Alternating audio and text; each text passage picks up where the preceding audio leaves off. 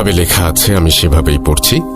আসসালামু আলাইকুম রাসেল ভাই ও প্রিয় লিসেনার, আশা করি আপনারা সকলেই ভালো আছেন। আমি সিফাত, বর্তমানে আমি চট্টগ্রাম বিশ্ববিদ্যালয়ের পদার্থবিজ্ঞান বিভাগে অধ্যয়ন করছি এবং আমি বর্তমানে ভূত.কমের একজন মডারেটর হিসেবে নিযুক্ত আছি। আমি চট্টগ্রামের রহমাননগর এরিয়াতে বসবাস করি। আজ আমি আপনাদের সাথে যে ঘটনাটি শেয়ার করব সেটি আমি আমার এক নিকট আত্মীয়ের কাছ থেকে কালেক্ট করেছি। ঘটনাটি আমার কাছে কিছুটা অন্যরকম লেগেছে, তাই আমি ভূত.কমের মাধ্যমে শ্রোতা বন্ধুদের কাছে ঘটনাটি শেয়ার করছি। আশা করি আমার মতো আপনাদের কাছেও ঘটনাটি কিছুটা অন্যরকম মনে হবে। ঘটনার ভেতর ভুল ত্রুটি দয়া করে ক্ষমা সুন্দর দৃষ্টিতে দেখবেন। বেশি কথা না বাড়িয়ে আমি ঘটনায় চলে যাচ্ছি। ঘটনাটি আমার আত্মীয় আমাকে যেভাবে বলেছিলেন আমি ঠিক সেভাবেই শেয়ার করছি।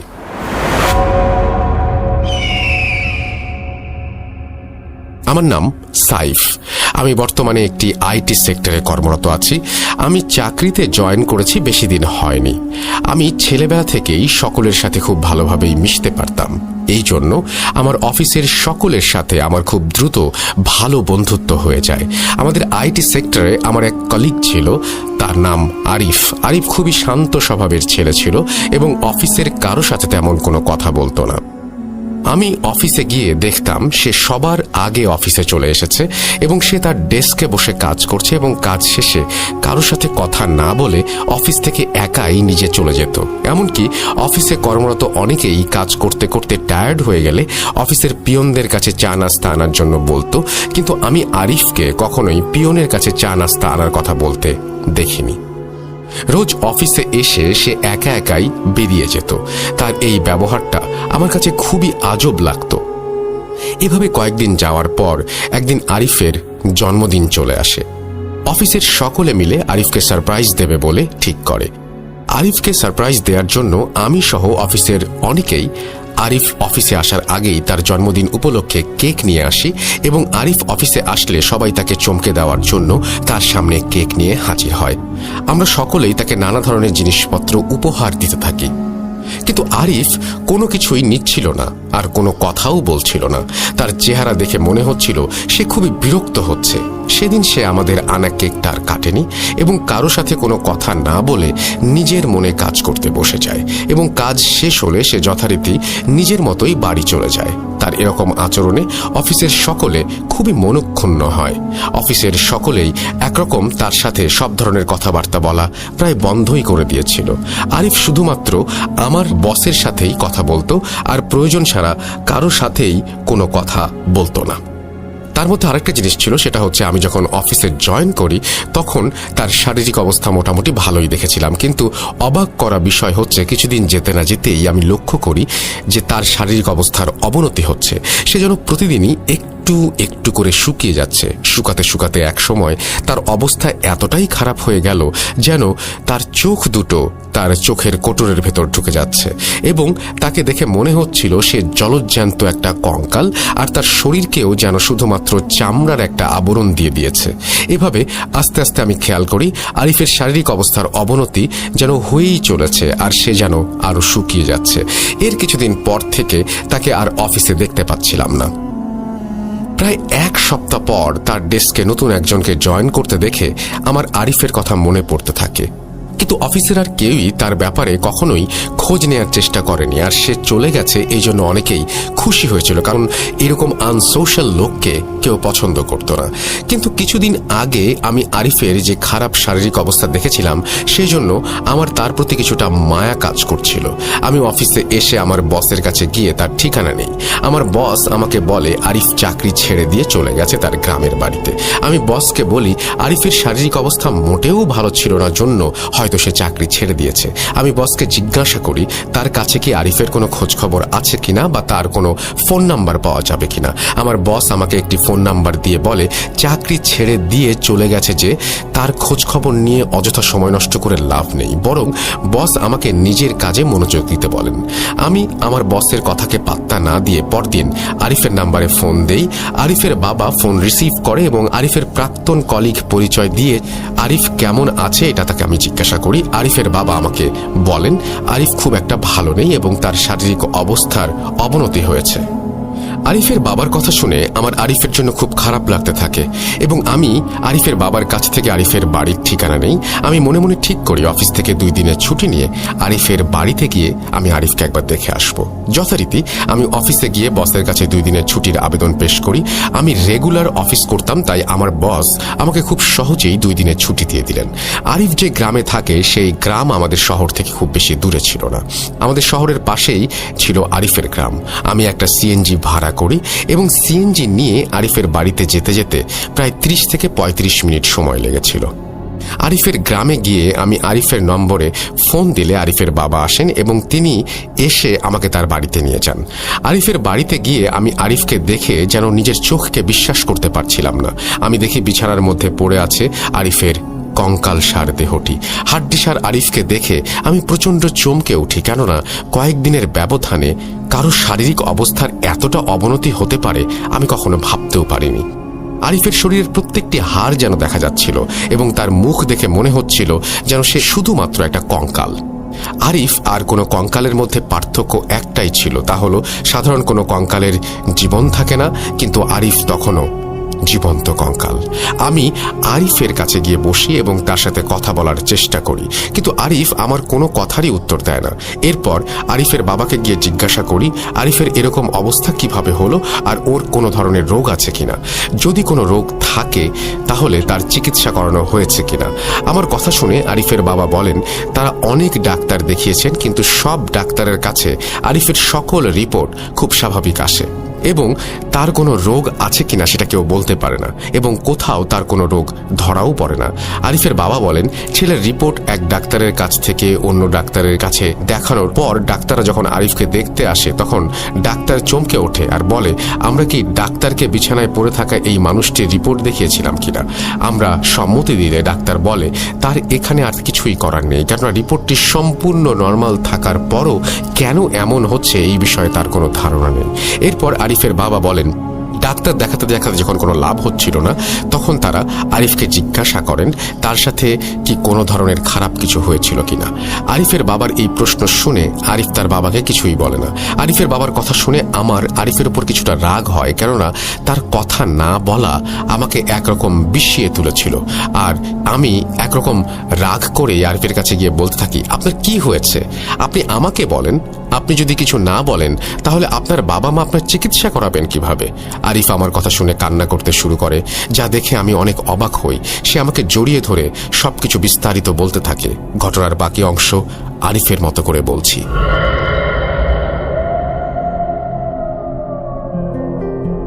আমি ছোটবেলা থেকে অনেক ডানপিটে স্বভাবের ছিলাম।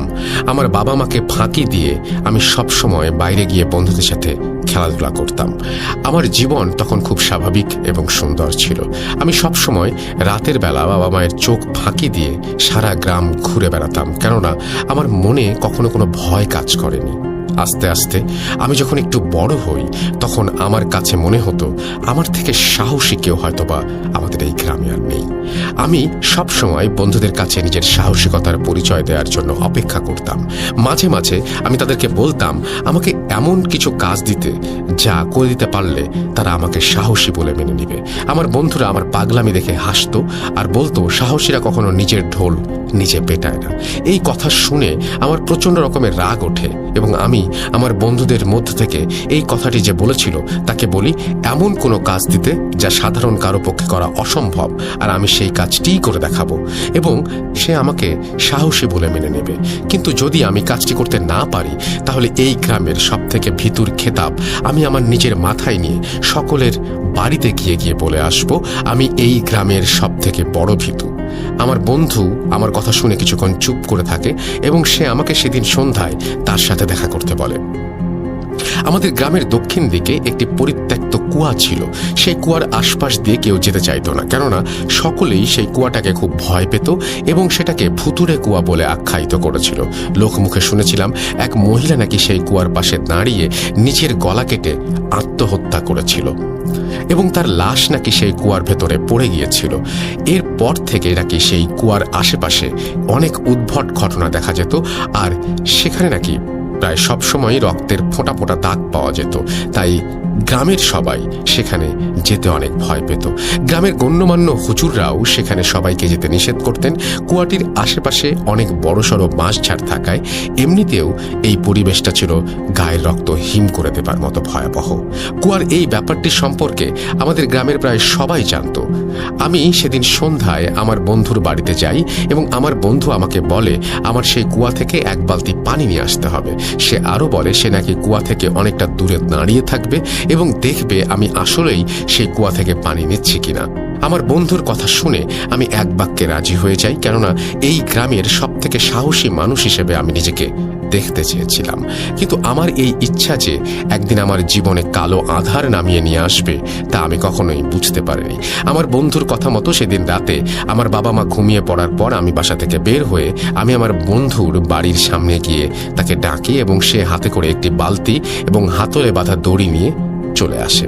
আমার বন্ধু আর আমি হেঁটে হেঁটে সেই কুয়ার উদ্দেশ্যে রওনা দেই।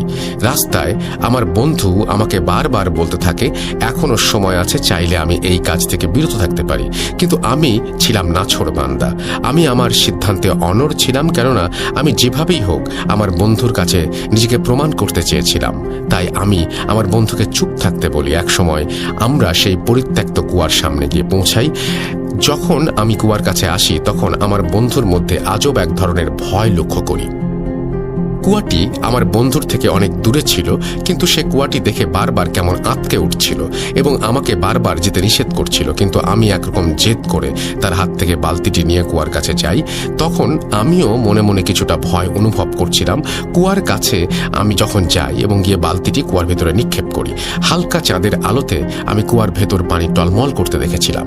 কিন্তু অবাক করা ব্যাপার হলো, আমি যখন বালতিতে পানি ভরিয়ে সেটি উপরে তুলে আনি তখন দেখি বালতির ভেতর পানির বদলে উঠে এসেছে তাজা রক্ত। সেই রক্ত দেখে আমি ভয়ে বালতিটি ছুঁড়ে কুয়ার ভেতরে ফেলে দিই।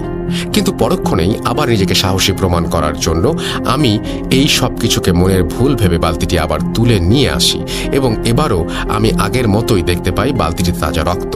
এবার আমি সত্যি সত্যি ভয় পেয়ে যাই এবং কুয়ার ভেতর থেকে চাপার স্বরে কয়েকটা আওয়াজ শুনতে পাই। পরক্ষণেই মনে হলো কেউ যেন আমার কানের কাছে ফিসফিস করে বলছে, পারবি না, এখান থেকে কিছুই নিয়ে যেতে পারবি না, নিজের জীবনটাও নিয়ে যেতে পারবি না, পারবি না, পারবি না।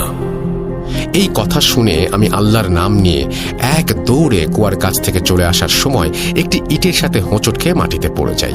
মাটিতে পড়ে যাওয়ার পর আমার হাত অনেকটা কেটে যায় এবং প্রচুর রক্ত পড়তে থাকে। আমার বন্ধুর সহযোগিতায় সেদিন আমি কোনোভাবে জীবন নিয়ে বাসায় ফিরে আসি। কিন্তু বাসায় এসব জানলে অনেক বকা খাবো জন্য আমি বাসায় এসে গামছা ছেড়ে আমার হাত বেঁধে নেই এবং আমার মা যখন আমাকে জিজ্ঞেস করে আমার হাতে কি হয়েছে তখন আমি আমার মাকে বলি রাতের বেলা বাথরুমে যাওয়ার সময় পড়ে গিয়েছিলাম, তাই হাত কেটে গেছে। এর কিছুদিন পরে লেখাপড়ার উদ্দেশ্যে আমি শহরে চলে আসি। সবকিছু স্বাভাবিক ও ঠিকঠাক চলছিল তখন। আস্তে আস্তে আমি সেই ঘটনাটিকে সম্পূর্ণভাবে ভুলে যাই। লেখাপড়া শেষ করে যখন চাকরি পেলাম তখন একবার বাড়িতে বেড়াতে এসে আমার সেই বন্ধুর সাথে আমার দেখা হয়। আমার সেই বন্ধুটি আমাকে দেখে হাসতে থাকে এবং সেদিনের কথা মনে করিয়ে দেয়। তখন আমি কৌতূহল বশত তাকে জিজ্ঞেস করি আমি যে এতবার কুয়া থেকে বালতি ভরে রক্ত তুললাম সেটা দেখেছে কিনা। আমার বন্ধু আমার কথা শুনে হাসতে হাসতে বলে আমি নাকি তাকে ভয় দেখানোর চেষ্টা করেছি। তখন আমি তাকে বলি আমি তাকে কোনো ধরনের ভয় দেখানোর চেষ্টা করছি না, আমি তাকে শুধুমাত্র প্রশ্ন করছি এটা জানার জন্য যে সেদিন আমার হাতে তুলে নিয়ে আসা বালতিতে সে কোনো রক্ত দেখেছে কিনা। তখন আমার বন্ধু আমাকে বলে কুয়ার ভেতর থেকে রক্ত আসবে কোত্থেকে, আমি পানিই দেখেছি। আমার বন্ধুর কথা শুনে আমি বেশ অবাক হয়ে যাই, কেননা আমি এত রক্ত দেখেছিলাম কিন্তু আমার বন্ধু কিছুই দেখল না। এইটা কিভাবে সম্ভব? আগ্রহবশত সেদিন আমি সেই কুয়ার সামনে গিয়ে কুয়ার ভেতরে পানি দেখা যাচ্ছে এবং সেখানে পড়ে থাকা একটি বালতি তুলে দেখি কুয়ার ভেতর থেকে পানি উঠে আসছে। কোনো রক্ত সেদিন আমি দেখতে পাইনি। মনের ভুল ভেবে এসব চিন্তাভাবনা বাদ দিয়ে আমি সেদিন বাসায় চলে আসি। কিন্তু সেদিন বাসায় আসার পর আমি সকালে ঘুম থেকে উঠে লক্ষ্য করি রাতের বেলা আমি ঘুমানোর পর সকালের ঘুম থেকে উঠে আমার সারা শরীর প্রচণ্ড দুর্বল অনুভব করতে থাকি। আমি ভাবি হয়তোবা অফিস শেষ করে জার্নি করে বাড়িতে এসেছি তাই এরকম হচ্ছে। আমি ব্যাপারটাকে খুব একটা পাত্তা দেই না এবং ভাবি হয়তোবা আগামীকালই সবকিছু ঠিক হয়ে যাবে। কিন্তু এর পরদিন আমার শরীর আরও বেশি দুর্বল হয়ে পড়ে। বাসায় আমার মা আমার জন্য গরুর মাংস, মুরগির মাংস সহ নানা পদের মাছ রান্না করে আমাকে খাওয়ানোর পরও আমি দুর্বল হয়ে যাচ্ছিলাম, এবং কেন দুর্বল হচ্ছিলাম সেটা আমার মাথায় আসছিল না। আমি ভাবি কাজ করে অভ্যাস, তাই বাড়িতে আসার কারণে শুয়ে বসে আছি, এই জন্যই হয়তো এরকম লাগছে। কর্মক্ষেত্রে ফিরে গেলে সব ঠিক হয়ে যাবে ভেবে আমি সেদিন আমার কর্মক্ষেত্রের উদ্দেশ্যে রওনা দিই। শহরে আমি কয়েকজনের সাথে একটি ফ্ল্যাট শেয়ার করে থাকতাম। ফ্ল্যাটে ফিরে এসে আমি রাতের খাবার খাই এবং আমার সারা শরীর অনেক দুর্বল হয়ে যাচ্ছিল। কারোর সাথে দেখা না করে আমি ঘুমিয়ে পড়ি। পরদিন সকালে আমার ফ্ল্যাটের অন্য সদস্যরা আমাকে দেখে চমকে যায় এবং বলে আমি নাকি অনেক শুকিয়ে গিয়েছি। আমি তাদের কথা শুনে অবাক হইনি, কারণ আমার নিজের কাছেও এমনটাই মনে হচ্ছিল। সেদিন অফিসে যাওয়ার আগে রাস্তায় নিজের ওজন মেপে দেখে আমি আঁতকে উঠি। আমার ওজন ছিল 81 কেজি, আর 3 দিন বাড়ি থেকে ভালো মন্দ খাওয়ার পর যেখানে আমার ওজন বাড়ার কথা সেখানে 74 কেজি নেমে এসেছিল। 3 দিনে 7 কেজি কমে যাওয়াটা আমার কাছে কিছুতেই বিশ্বাসযোগ্য মনে হচ্ছিল না। সেদিন অফিস শেষে আমি ডাক্তারের কাছে যাই এবং আমার সকল সমস্যার কথা ডাক্তারকে জানাই। ডাক্তার আমাকে কিছু টেস্ট দেন এবং আগামীকাল তার সাথে দেখা করতে বলেন। টেস্ট করানো শেষ হলে আমি পরদিন টেস্টের রিপোর্ট নিয়ে ডাক্তারের কাছে যাই এবং ডাক্তার আমার টেস্ট দেখে বলেন তিনি কোনো সমস্যা খুঁজে পাচ্ছেন না। তিনি আমাকে বলেন হয়তোবা আমার শরীরে রক্তশূন্যতা হয়েছে, তাই তিনি আমাকে বেশি করে শাকসবজি, ভিটামিন এ এবং গরুর কলিজা খাওয়ার উপদেশ দেন এবং বলেন এতে হয়তোবা আমি উপকার পাবো। সেদিন বাড়ি ফেরার পথে আমি কিছু শাকসবজি, ফলমূল ও কয়েক কেজি গরুর কলিজা কিনে বাসায় আসি এবং বাড়িতে এসে নিজেই সেটা রান্না করি এবং রাতের বেলা আমি গরুর কলিজা দিয়ে ভাত খেয়ে শুয়ে পড়ি। কিন্তু পরদিন সকালেও আমার শরীরে সেই দুর্বলতা অনুভব হচ্ছিল। সেদিন আমার শরীর এতটাই দুর্বল ছিল যে আমি সেদিন অফিসে যাইনি। সেদিন সারাদিন আমি ঘুমিয়ে কাটিয়ে দেই। রাতের বেলা আমার ফ্ল্যাটের একজন সদস্য আমার রুমে আসে এবং বলে রাতের বেলা আমার রুম থেকে অদ্ভুত কিছু আওয়াজ শুনতে পাচ্ছে।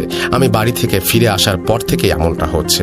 আমি তাকে বলি আমি রাতের বেলায় ঘুমিয়ে থাকি, আর কোনো আওয়াজ হওয়ার কথা না, এবং আমি কখনো খেয়াল করিনি।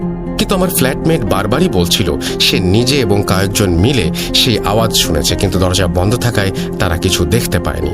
আমি কিরকম আওয়াজ শুনেছে জিজ্ঞাসা করলে তারা বলে আওয়াজটা কেমন যেন হাসির মতো একটা আওয়াজ। আমার ফ্ল্যাটমেটের কথা শুনে আমি কিছুটা অবাক হই এবং রাতের বেলা রুমে কি হচ্ছে সেটা জানার সিদ্ধান্ত নেই। আমি মনে মনে ভাবতে থাকি যদি আমি জানতে পারি আমার সাথে কি হচ্ছে তাহলে হয়তোবা শরীরের দুর্বলতার কারণ আমি বের করতে পারবো। যেই ভাবা সেই কাজ। সেদিন রাতের বেলা আমি আমার ফ্ল্যাটমেটকে দিয়ে দোকান থেকে অনেক কফি এবং চা পাতার প্যাকেট কিনে আনি।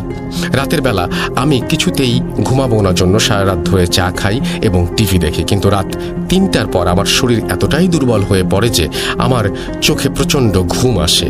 অন্য কিছু চিন্তা না করে আমি নিজের বিছানায় গিয়ে শুয়ে পড়ি। কিছুক্ষণ পর আমি লক্ষ্য করি আমার রুমের জানালা দিয়ে ঠান্ডা বাতাস রুমে প্রবেশ করলো, কিন্তু সেই সময়টা ছিল বৈশাখ মাস এবং প্রচণ্ড গরম পড়েছিল। তখন হুট করে ঠান্ডা বাতাস কোথা থেকে আসবে এই চিন্তায় আমি জানালার বাইরে তাকিয়ে থাকি বাইরে বাতাস হচ্ছে কিনা দেখার জন্য, কিন্তু আমি বাইরে তাকিয়ে দেখি গাছের একটা পাতাও নড়ছে না। এসব দেখতে দেখতে কখন যে আমি তন্দ্রাচ্ছন্ন হয়ে পড়ি। কিছুক্ষণ পর তন্দ্রাচ্ছন্ন অবস্থায় আমার মনে হতে থাকে রুমে কেউ যেন আছে এবং কেমন একটা যেন আওয়াজ হচ্ছে আমার রুম থেকে। আমি সাথে সাথে চোখ খুলি এবং যা দেখি তা দেখার পর আমার শরীরের রক্ত হিম হয়ে গিয়েছিল। আমি দেখি একটা নারী অবয়ব আমার পায়ের কাছে বসে আছে এবং আমার পায়ে তার দাঁত বসিয়ে আমার শরীর থেকে রক্ত চুষে খাচ্ছে। তার চেহারা অনেক ভয়ঙ্কর। তার দাঁতগুলো ছিল সুচালো আর ছিল ময়লা জট পাকানো চুল। তার দিকে চোখ পড়তেই সে আমার দিকে কুৎসিত একটা হাসি দেয়। আমি বোকার মতো তাকিয়ে তার এই সমস্ত কাজ দেখি এবং কিছুক্ষণ পর লাফ দিয়ে জানালার বাইরে চলে যায়। সে যখন জানালার কাছে গিয়ে লাফ দিল তখন মনে হলো সে যেন ধোঁয়ায় পরিণত হয়ে গেল। আমি আমার পায়ের দিকে তাকিয়ে দেখি আমার পায়ে কোনো ধরনের দাঁত বসানো বা কোনো ধরনের কামড়ের চিহ্নই নেই, কিন্তু আমি অনেক দুর্বল অনুভব করতে থাকি। তবুও আমি মনে করি আমার হয়তোবা অনেক ঘুম পেয়েছে, তাই আমি উল্টাপাল্টা দেখছি। হ্যালুসিনেশন ভেবে আমি সেদিনের মতো ঘুমিয়ে পড়ি। এর মাঝে অফিস করতে থাকি এবং আমার শরীর আরও দুর্বল হতে থাকে। কয়েকদিন পর রাতের বেলা হুট করে ঘুম ভাঙার পর আমি দেখি আবার সেই নারী অবয়বটি আমার পায়ের কাছে বসে আছে এবং পা থেকে রক্ত খাচ্ছে। আমি এক লাফ দিয়ে বিছানায় উঠে যাই এবং জিজ্ঞাসা করি, কে আপনি? আপনি আমার এখানে কি করছেন? আপনি কেন আমার সাথে এসব করছেন? আমার কথাটি শুনে নারী অবয়বটি বিকট হাসি দেয়, যা ছিল খুবই বিকৃত, যে কারো রক্ত হিম হয়ে যাবে সেই হাসি শুনে। আমার কথা শুনে নারী অবয়বটি আমার দিকে তাকিয়ে বলে, কুয়ার কাছে গিয়েছিলে, তোমাকে বলেছিলাম জীবন নিয়ে ফিরতে পারবে না। তুমি হোঁচট খেয়ে পড়ে যাবার পর তোমার রক্ত সেখানে পড়েছিল, সেই রক্ত আমি পান করেছিলাম। এই সমস্ত আরো অনেক কথা বলে এবং এই কথা বলে সেই অবয়বটি আমার দিকে বিকৃত হাসি দেয় এবং সেদিনের মতো আবার ধোঁয়ায় মিলিয়ে সেখান থেকে চলে যায়। এরপর আমার অবস্থা দিনে দিনে আরো খারাপ হতে থাকে, আর আমি তাই চাকরি ছেড়ে দিয়ে বাড়ি চলে এসেছি।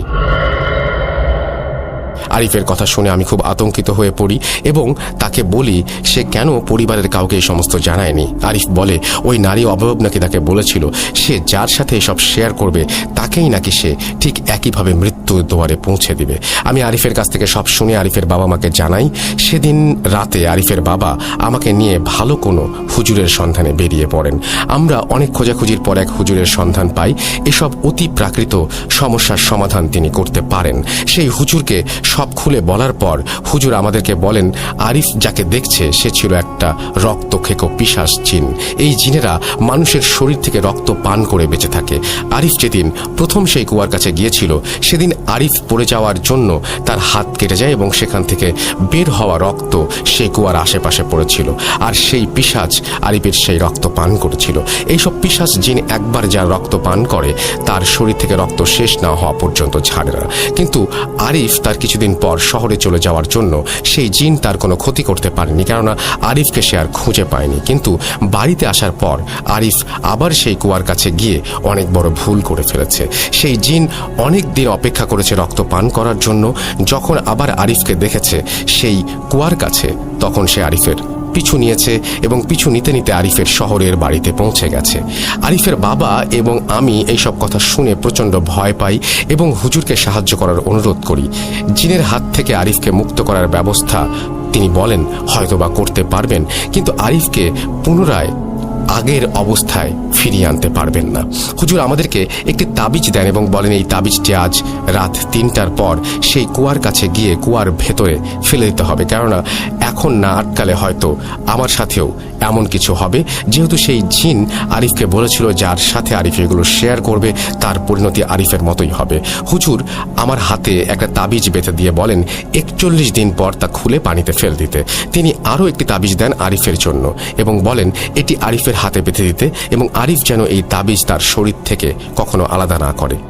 হুজুর আমাদেরকে সাবধান করে দিয়ে বলেন আরিফ যদি এই তাবিজ শরীর থেকে আলাদা করে তাহলে সেই জিন আবার আরিফের শরীর থেকে রক্ত খেতে আসবে, আর এইবার সে আরিফের শরীরের পুরো রক্তই খেয়ে চলে যাবে, যখন আরিফকে আর বাঁচানো সম্ভব হবে না।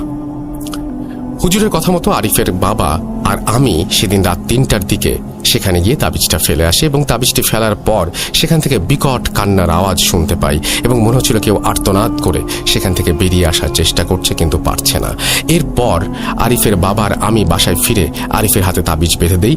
এর মধ্যে আরিফের শরীরের কোনো উন্নতি হয়নি এবং অবনতিও হয়নি, সে আগের মতোই কঙ্কাল হয়ে পড়ে আছে।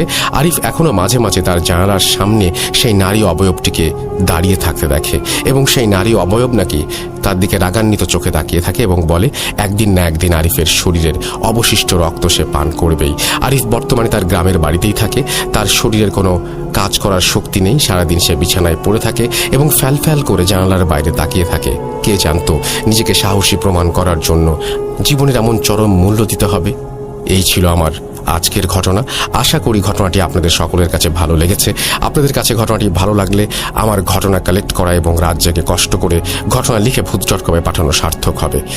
রাসেল ভাইকে অসংখ্য ধন্যবাদ জানাচ্ছি কষ্ট করে আমার ঘটনাটি পড়ার জন্য। আবারও সামনের সপ্তাহে ফিরে আসব আপনাদের জন্য নতুন কিছু নিয়ে।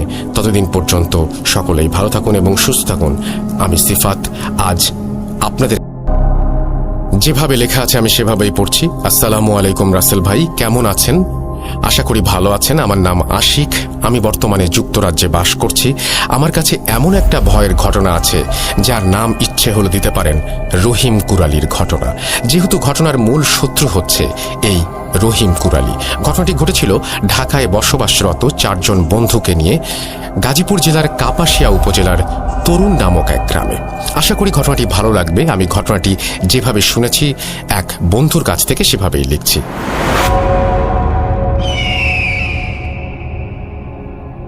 4 জন বন্ধু ছিলেন, ঢাকায় থাকতেন এবং একই বয়সের ছিলেন 4 জনই। গ্রীষ্মের ছুটি যখন এসেছিল তখন তারা জায়গা খুঁজছিলেন কোথায় যাবেন ছুটি কাটাতে। অনেক চিন্তাভাবনার পর তারা সিদ্ধান্ত নেন যে গ্রামের বাড়িতে বেড়াতে যাবেন তরুণে। তরুণ ছিল 4 জনের মধ্যে একজনের আত্মীয়র বাড়ি। এই গ্রামটাতে অনেক সুন্দর বন ও দেখার মতো অনেক সুন্দর দৃশ্য ছিল। তারা গাড়ি ভাড়া করে সকালবেলা রওনা দিল তরুণে এবং পৌঁছাতে পৌঁছাতে বিকেল হয়ে যায়। ওখানে পৌঁছানোর পর গ্রামের মসজিদে নামাজ পড়ে তারা বিশ্রাম নেয়। যদিও সন্ধ্যা আর তেমন বাকি নেই, তবুও তারা সিদ্ধান্ত নেয় যে আজকেই তারা বন ঘুরে দেখবে এবং সন্ধ্যার পরও তারা ওই বনে সময় কাটাবে। তাদের মধ্যে একজন ছিল ভীতু এবং সহজেই ভয় পেত সে। তিনি এই ব্যাপারে একটু অসম্মতি জানালেন এবং বললেন যে তো আগামীকাল গেলেও তো হয়, আজকেই কেন যেতে হবে? আজকে যে যেতে হবে এমন তো নয়। কিন্তু অন্যরা সাহসী থাকায় তারা বলেন যে না, আজকেই যাওয়ার ইচ্ছে অনেক, তাই আর দেরি না করতে, এবং তুই যদি বাড়ি যেতে চাস তাহলে থেকে যা, আমরা যাব। সিদ্ধান্ত অনুযায়ী তারা সকলে রওনা দেয় বনের ভেতরে। বনে প্রবেশ করার রাস্তায় তারা যখন যায় তখন একটা লোককে দেখতে পায় এবং লোকটা তাদেরকে জিজ্ঞেস করে তারা কোথায় যাচ্ছে। এমন সময় তারা বলে এই বনটা তো অনেক সুন্দর, তাই আমরা একটু দেখতে যাচ্ছি। ওই লোকটা তাদেরকে যেতে মানা করে এবং বলে কিছুক্ষণ পরই তো সন্ধ্যা নেমে আসবে, সন্ধ্যার সময় বনে প্রবেশ করা ঠিক না। কারণ জানতে চাইলে তিনি শুধু বলেন জায়গাটা তেমন ভালো নয়, কিন্তু আর কিছু বলেননি ওই লোকটা। তারা ওই লোকটাকে ধন্যবাদ জানিয়ে যেতে থাকেন বনের দিকে। লোকটার কথা অমান্য করেই তারা ভেবেছিলেন যে হয়তো লোকটা মনে করেছিলেন তারা হারিয়ে যাবে, এই ভয়ে নিষেধ করেছেন। প্রবেশ করার পর ঘুরতে লাগলেন তারা। গাছপালা, হাওড় বাওড় সবকিছুই নাকি অনেক সুন্দর ছিল। তারা মুগ্ধ হয়ে গিয়েছিলেন। কিন্তু আরও কিছুক্ষণ পরেই সন্ধ্যা নেমে আসলো এবং মনে হলো অনেক দ্রুতই আকাশ অন্ধকার হয়ে গিয়েছিল। আর কিছুক্ষণ হাঁটার পর তারা সিদ্ধান্ত নিল একটু বিশ্রাম নেবে। একটা গাছের তলে তারা বসতে চাইল। এরপর তারা ওই বনে থাকবে কি থাকবে না এই সব নিয়ে গোল হয়ে আলোচনা করছিল। ঠিক এমন সময়ই তাদের আশেপাশে কে যেন শেয়ালের ডাক দিতে লাগলো। ডাকটা এমন ছিল যে শেয়ালের ডাক বলা ঠিক হবে না, বরং অনেকটা মানুষের কণ্ঠের মতো মনে হচ্ছিল যে মানুষই মনে হয় শেয়ালের ডাকটি দিচ্ছে। তাই শব্দটা ছিল ভয়ঙ্কর এবং শোনার পর তারা কৌতূহল বশত ওইখানে যায় কি হয়েছে দেখার জন্য। এবং কিছু না পাওয়ার পর তারা আরেকটা শব্দ শোনে, একই রকম কিন্তু এইবার অপর দিক থেকে আসছে। তখন তারা ওই দিকে যেতে চায়, কিন্তু তাদের মধ্যে সবচেয়ে বেশি যে ভয় পায় সে একটু দূরে দাঁড়িয়ে একটা কুড়ালের শব্দ শোনে, যিনি কুড়াল দিয়ে খুব দ্রুতভাবে অনেকগুলো গাছে আঘাত করছিলেন। এটা দেখে সে একটু ভয় পায় এবং ওনাদের বন্ধুদেরকে ডাকে। তার বন্ধুরা শব্দের কারণটা বের করতে পারে এবং তার কাছে যায় এবং জিজ্ঞেস করে কি হয়েছে। তখন ওই ছেলেটা কুড়ালিটিকে দেখিয়ে দেয় এবং বন্ধুদেরকে বলে যে এই সময় তো এখানে গাছ কাটার কথা নয়। তাছাড়া ওই লোকটার আচরণ অনেক অদ্ভুত। সাধারণত কেউ একটা গাছ কাটলে সময় নিয়ে পুরো গাছটা কাটে, কিন্তু তিনি সব গাছে আঘাত করে যাচ্ছেন, যেন মনে হচ্ছিল তিনি শত্রুদের ধ্বংস করতে গেছেন।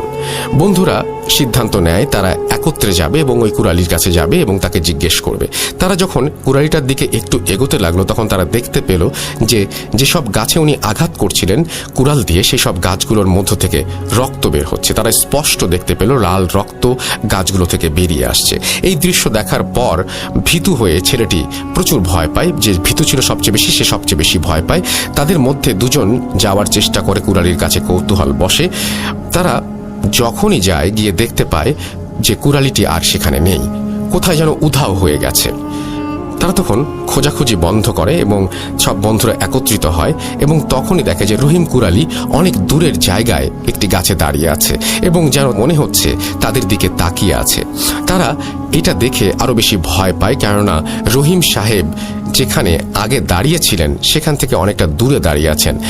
এমন সময় 4 বন্ধুর মধ্যে ভিতুটার সামনে ওই রহিম কুড়ালি হাজির হয় এবং ওনার চেহারা নাকি ছিল রক্তাক্ত, যেমন কেউ ওনাকে কুড়াল দিয়ে আঘাত করেছে। মুখমণ্ডল তার সবকিছু রক্তে ভেজা ছিল। দৃশ্যটা দেখার পর ওই ছেলেটা সাথে সাথে অজ্ঞান হয়ে যায় এবং একটা চিৎকার দেয়। তার সাথে যে বন্ধু দাঁড়িয়েছিল সেও ভয় পাওয়ার কারণে দৌড়ে একটা গাছের পেছনে পালিয়ে যায়। ছেলেটা চিৎকার শুনে তার দুই সাহসী বন্ধুরা চলে আসে এবং তারা দেখে বন্ধু অজ্ঞান অবস্থায় এবং কাছেই ওই কুড়ালিটাকে দেখে। রহিম কুড়ালি ওইখানে দাঁড়িয়েছিল এবং তাদের দিকে তাকিয়ে হাসছিল জোরে জোরে। তার হাসিটা ছিল অন্যরকম একটা হাসি, সুরটা ছিল অনেক গাঢ় এবং বয়স্ক কিন্তু বাচ্চাদের মতো অনবরত সে হেসে যাচ্ছে। তার দুই বন্ধুকে দেখতে যে বন্ধুটা পালিয়েছিল সেও এসে পড়ে তাদের দিকে।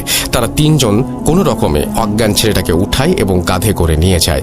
তারা হাঁটার চেষ্টা করে বন থেকে বেরিয়ে যাবার জন্য। হাঁটার সময় তারা জোরে জোরে দোয়া পড়তে থাকে এবং প্রার্থনা করতে থাকে যাতে ওই অশরীরী জন্তুটা চলে যায়। তারা যখনই দোয়া পড়তে শুরু করে তখনই নাকি অদ্ভুত হাসিটা থেমে যায়। তারা অনেকক্ষণ যাবৎ হাঁটার পর বন থেকে বের হতে পারে না। বারে বারে তারা পথ ভুল করে কোনো এক কারণে। অনেকক্ষণ এরকম যাওয়ার পর তারা শেষে বন থেকে বের হতে পারে। বের হওয়ার পর সাথে সাথে কাছের মসজিদে চলে যায় এবং সেখানে ইমাম সাহেব সহ আলো অনেক লোক জড়ো হলে তারা তাদেরকে সবটা খুলে বলে এবং প্রথম থেকে শেষ পর্যন্ত ঘটনা বলে। ঘটনা শুনে তেমন কেউ অবাক হন না এবং ইমাম সাহেব আমাদেরকে বললেন যে আমাদের ওই লোকটার কথা শোনা উচিত ছিল যিনি আমাদেরকে সন্ধ্যায় বনে প্রবেশ করতে মানা করেছিলেন। তারপর তিনি আমাদের এইসব ঘটনা ঘটার কারণ জানালেন। তিনি বললেন যে অনেক দিন আগে এই এলাকায় একজন কুড়ালি বাস করতেন যার নাম ছিল রহিম। তিনি অনেক ভালো মানুষ ছিলেন। একদিন তিনি কাজ করছিলেন স্বাভাবিকভাবে বনের ভেতরে। এমন সময় দুজন লোক এসেছিল কোনো এক কারখানা থেকে ওনার কাছে এবং বলেছিল যে তাদের অনেক গাছ দরকার, যার মধ্যে দুটি গাছ ওই রহিম কুড়ালিরই ছিল। তারা বলল যে অনেক দরকার থাকায় তাদের গাছগুলো কেটে নিয়ে যেতে হবে। রহিম কুড়ালি এ ব্যাপারে অসম্মতি জানিয়েছিল, কেননা তিনি ওই সব গাছ বিক্রি করতে চাননি। অনেকক্ষণ এইরকম ভাবে কথা কাটাকাটির পর এক সময় ওই দুজন লোক রাগ করেছিল তার উপরে এবং তারা গোপনে সিদ্ধান্ত নিয়েছিল যে এই কুড়ালটিকে আর বাঁচতে দেয়া যাবে না।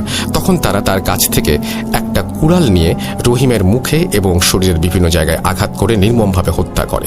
তারপর তারা কুড়ালটা রেখে চলে যায়। পরবর্তীতে ওই দুজন লোক ধরা পড়ার পর তারা স্বীকার করতে বাধ্য হয়। রহিমের মৃত্যুর পর অনেক দিন পর ঢাকা থেকে একজন তরুণ সেখানে যায় এবং সন্ধ্যায় কোনো একটা কারণে বনে প্রবেশ করেছিল। সে ওইখানে গিয়ে দেখে যে রহিম গাছ কাটছে। এই লোকটা জানতো না যে রহিম মারা গিয়েছে, তাই সে তার কাছে যায় এবং জিজ্ঞেস করে এত অন্ধকারে সে গাছ কাটছে কেন। কিন্তু সে কোনো জবাব পায় না এবং দেখে যে রহিম তার কাছ থেকে দূরে সরে যাচ্ছে। সেই আচরণ দেখে অবাক হয়, কেননা রহিম তার সাথে সবসময় ভালো ব্যবহার করত। সে এই ঘটনা তাদের ওইখানে বাজারে গিয়ে কিছু মানুষদের বলে, কিন্তু তারা এটাকে মশকারি হিসেবে উড়িয়ে দেয়। তারা তাকে জানায় যে রহিম তো বেশ অনেকদিন আগেই মারা গেছে, তাকে হত্যা করা হয়েছিল। এই কথা শুনে লোকটা ভয় পায় এবং বলে যে অসম্ভব, আমি যদি সত্যিই তাকে দেখি আমার মনের ভুল হতে পারে না। এর কয়েকদিন পর আবারও তাকে বনের ভেতরে দেখতে পায়। যারা সন্ধ্যার সময় প্রবেশ করে তারা ওই বনে সবসময় রহিম কুড়ালিকে দেখতে পায়। অনেকেই রহিমকে দেখে, কিন্তু তারা কাছে গিয়ে দেখে যে সে অদৃশ্য হয়ে যাচ্ছে। এই ঘটনা শোনার পর তারা বনে প্রবেশ করতে চায় না। তার পরদিনই ওখান থেকে রওনা হয়ে বাড়ির দিকে চলে আসে। তারা যখন ঢাকায় পৌঁছায় তখন তাদের শরীরে প্রচণ্ড জ্বর আসে, কিন্তু পরবর্তীতে সুস্থ হয়। এই ঘটনার পর তারা গাজীপুর আর আসেনি, কোনো গ্রামেও যায়নি। প্রিয় শ্রোতা বন্ধুরা, আসসালামু আলাইকুম। আশা করছি আপনারা সবাই ভালো আছেন, সুস্থ ও নিরাপদে রয়েছেন। আমি আজকে আপনাদের সাথে যে ঘটনাটা শেয়ার করব তা আমার নিজের সাথেই ঘটেছিল। সালটা ছিল 2018। একদিন মাঝরাতে আমি খবর পাই যে আমার দাদা শ্বশুর ইন্তেকাল করেছেন। তখন আমি আমার শ্বশুর, শাশুড়ি এবং আমার স্ত্রী এবং একজন শালিকাকে নিয়ে আমার গাড়িতে করে আমি পাবনার উদ্দেশ্যে রওনা করি। রওনা করতে করতে আসলে ভোর রাত হয়ে যায়। সকাল 9টা নাগাদ আমরা পাবনা শহর থেকে পরবর্তীতে দাদার গ্রামে গিয়ে পৌঁছাই। সেখানে বিভিন্ন জায়গায় দাদার প্রায় 3 দফা জানাজা অনুষ্ঠিত হয় এবং সর্বশেষ পাবনা শহরে দাদাকে একটি কবরস্থানে দাফন করা হয়। আমি দাদার দাফনের সময় সেখানে উপস্থিত ছিলাম। এখানে বলে রাখা ভালো যে আমার সাথে আমার গাড়ি ড্রাইভারও ছিল এবং সেই গাড়ি ড্রাইভারও দাফনের কাজে ওতপ্রোতভাবে জড়িত ছিল। একদম লাশ নামানো থেকে শুরু করে প্রায় সব ধরনের কাজের সাথে আমার ড্রাইভার জড়িত ছিল। হয়তো ভাবছেন তাহলে ঘটনাটা কি হলো। হ্যাঁ শ্রোতা বন্ধুরা, ঘটনা শুরু এখান থেকেই। দাফনের কাজ শেষ করে আমি আমার কাজ থাকায় সেদিন সন্ধ্যার পরপরই রওনা দিতে যাচ্ছিলাম। কিন্তু আমার আত্মীয় স্বজনরা কেউ সেদিন আমাদের ছাড়তে চাইছিল না। কিন্তু আমার অনেক গুরুত্বপূর্ণ কাজ থাকায় সেদিন সন্ধ্যায় আমি রওনা দিই। আর রওনা দিতে দিতে প্রায় 9টা বেজে যায়। রওনা দেওয়ার সময় আমার সাথে আমার স্ত্রী, আমার একজন শালিকা এবং আমার ড্রাইভার আমার সাথে রওনা দেয়। পাবনা শহর থেকে আমরা যাত্রা শুরু করার প্রায় ঘন্টা খানেক পর হঠাৎ করে লক্ষ্য করলাম যে আমরা যে মহাসড়ক ধরে এগোচ্ছি পুরো সড়কটি একেবারে অন্ধকারে ঢেকে আছে। আরও লক্ষ্য করলাম যে গাড়ি অথবা বাস অনেকক্ষণ পর পর আসছে। এবং আরেকটা ব্যাপার ছিল যে অবাস্তব হলেও এটাই সত্য ছিল যে আমার যে গাড়ির হেডলাইটটা ছিল, গাড়ির হেডলাইটের আলোই ছিল ওই সড়কের অন্যতম আলোর উৎস। যেহেতু আসলে অন্য কোনো গাড়ি অনেকক্ষণ পর পর আসছিল, সেই জন্যই বললাম কথাটা।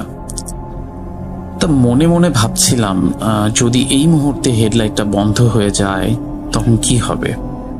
যাই হোক, আরো কিছু এগিয়ে যেতে হঠাৎ করে আমরা সবাই শুনতে পাই যে গাড়ির পেছন থেকে নুড়ি পাথর যদি অনবরত গাড়ির বডিতে যদি লাগে, যারা গাড়ি চালান বা একটু যদি খেয়াল করেন যে হঠাৎ করে নুড়ি পাথরের মতো কোনো কিছু আপনার গাড়িতে লাগছে, সেটা নিচে হোক অথবা পেছন থেকে হোক, তখন একটা যে শব্দটা হয়, ঠিক এই ধরনের একটা শব্দ অনবরত আমার গাড়িতে আমরা শুনতে থাকি আর কি। এবং হঠাৎ করে আসলে আমরা এই ধরনের শব্দ কোত্থেকে আসছে বা এই শব্দ যে আমরা শুনবো, এটার জন্য আসলে আমরা কোনোভাবেই আসলে আমাদের কোনো রকমেরই প্রস্তুতি ছিল না। এই জন্য আসলে আমরা সবাই বেশ ঘাবড়ে যাই প্রথম।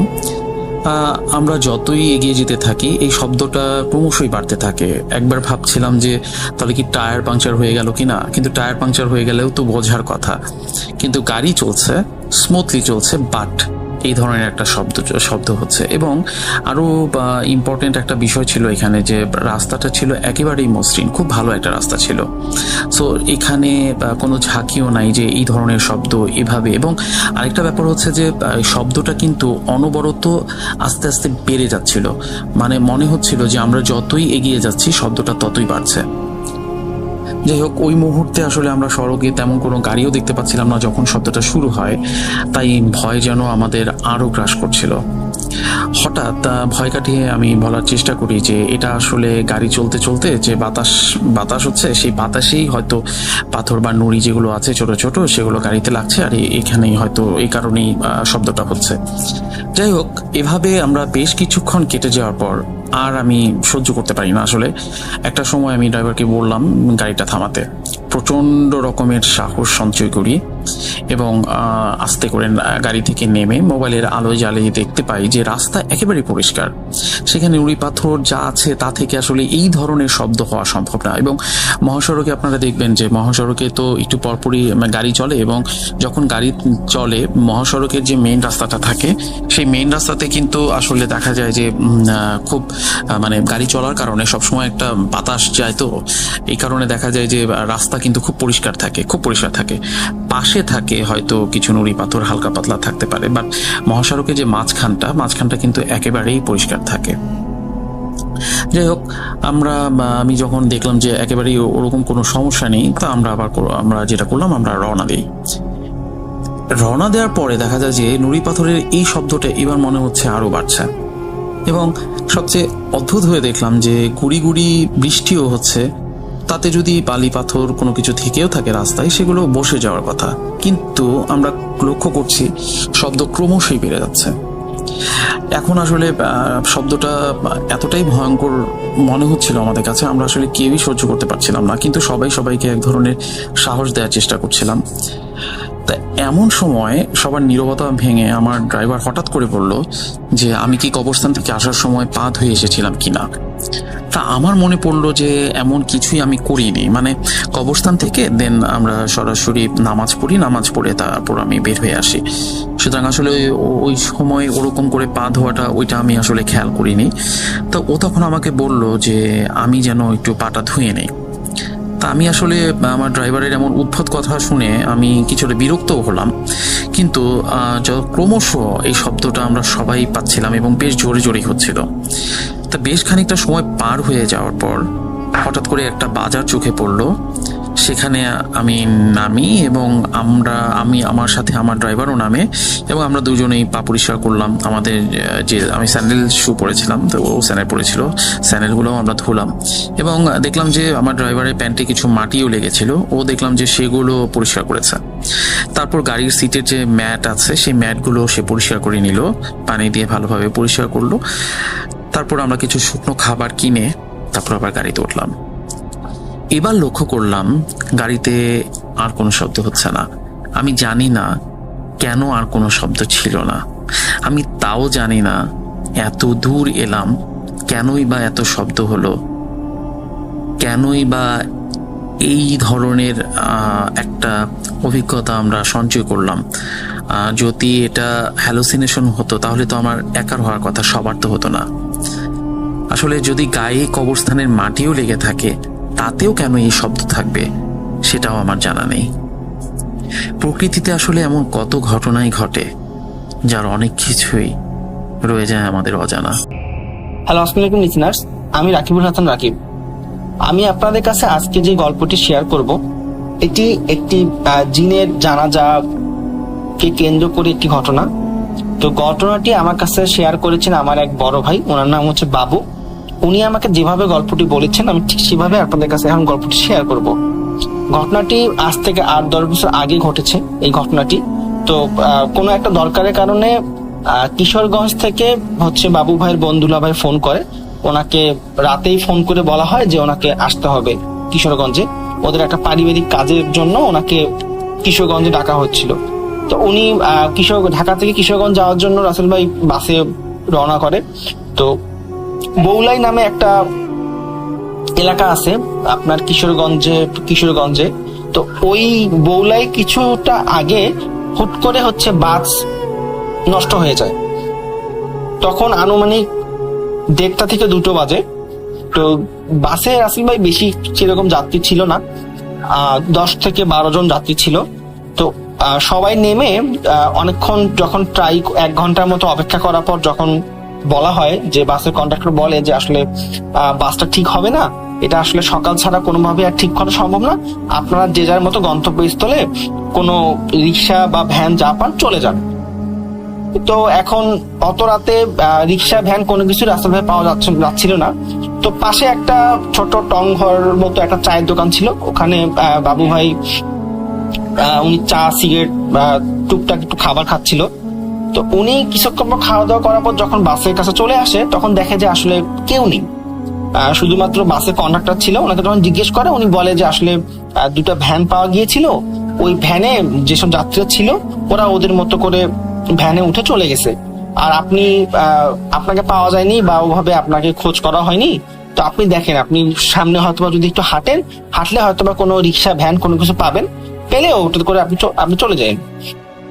তো রাসেল ভাই যখন উনি বেশ কিছু দূর হাঁটার পর আসলে অনেক রাত, রিক্সা ভ্যান কোনো কিছু পাচ্ছিল না।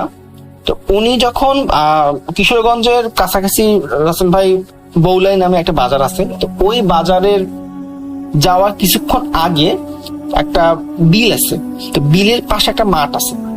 তো রাসেল ভাই উনি যখন বিলটা ক্রস করে মাঠের কাছাকাছি চলে আসে তখন উনি একটা জিনিস অনুভব করে, সেটা হচ্ছে কি যে অনেক লোকজন কথা বলতেছে। মানে রাসেল ভাই যেরকম হাটে যেরকম একটা গোল যোগের মতো হয়, অনেক লোকজন কথা বলে, ওরকম অনেক লোক কথা বলতেছে। তো উনি আসলে ভাবে যে আমি তো আশেপাশে কাউকেই দেখতে পারতেছি না, তাহলে শব্দ আসতেছে কই থেকে, লোকজনের কথা বা এসব আসতেছে কই থেকে। আর একটা জিনিস বলে রাখি রাসেল ভাই, বাবু ভাই একটু রসিক প্রকৃতির, উনি আসলে যে কোনো কারোর সাথে কথা বললে একটু মজা করে কথাবার্তা বলে। তো উনি আসলে বুঝতে পারে যে গোলযোগ হচ্ছে, যে মানুষের কথাবার্তা গুলো হচ্ছে, এটা আসলে মাঠ থেকে মানে শব্দটা আসতেছে। তো ওনার কাছে একটা লাইট ছিল, উনি ওই লাইটটা যখন জ্বালিয়ে দেখে যে আসলে মাঠে কে আছে না আছে বা একটু কথাবার্তা বলবে, যে ওনার যেহেতু ওনার হেল্পের প্রয়োজন আছে। তো উনি আসলে এখানে একটা ইন্টারেস্টিং ব্যাপার হয় রাসেল ভাই, সেটা হচ্ছে উনি যখন লাইটটা ওপেন করে আসলে লাইটের আলোটা বেশি দূর যেতে পারছে না। মানে মনে হচ্ছে যে সামনে কোনো একটা দেয়াল বা কাপড় কোনো কিছু আছে, এই জন্য লাইটের আলোটা বেশি দূর যেতে পারছে না। এবং ওই সময় রাসেল ভাই এমন না যে কোনো কুয়াশা ছিল, কুয়াশার জন্য লাইটের আলো বেশি দূর যাচ্ছে না। তো উনি আরো একটা জিনিস এখানে ইন্টারেস্টিং ব্যাপার রাসেল ভাই হয়, সেটা হচ্ছে উনি যখন মাঠ ছেড়ে অন্যদিকে লাইটটা জ্বালায় তখন দেখে যে অনেক দূর পর্যন্ত লাইটের আলোটা যাচ্ছে এবং উনি সব স্পষ্ট দেখতে পাচ্ছে। তো উনি আসলে এটাকে কোনো মানে ভয়ের চোখে বা ওভাবে কোনো কিছু উনি নেয়নি। তো রাসেল ভাই উনি একটু মজা করে উনি তো ভাবে যে মাঠে হচ্ছে লোকজন আছে, কেউ কথা বলতেছে বা কোনো একটা ব্যাপার নিয়ে হয়তো বা কেউ ডিসকাস করতেছে। তো উনি একটু মজা করে একটা কথা বলে, বাট এই কথাটা রাসেল ভাই একটু অন্য প্রকার ভাবে উনি বলছে, তো এটা আমি আসলে চাচ্ছি না শেয়ার করতে। তো উনি যখন এই কথাটা বলে তখন হুট করে রাসেল ভাই মানে শব্দ বন্ধ হয়ে যায়, মানে কোনো কথাবার্তা কোনো কিছু বোঝা যাচ্ছে না। তো উনি আসলে তখন আসলে ভাবে যে আসলে কই থেকে যে শব্দ আসছিল বা কি আসছিল বা আমার মনেরই ভুল। উনি ওইভাবে কিছু না ভেবে উনি আবার হাঁটা শুরু করে।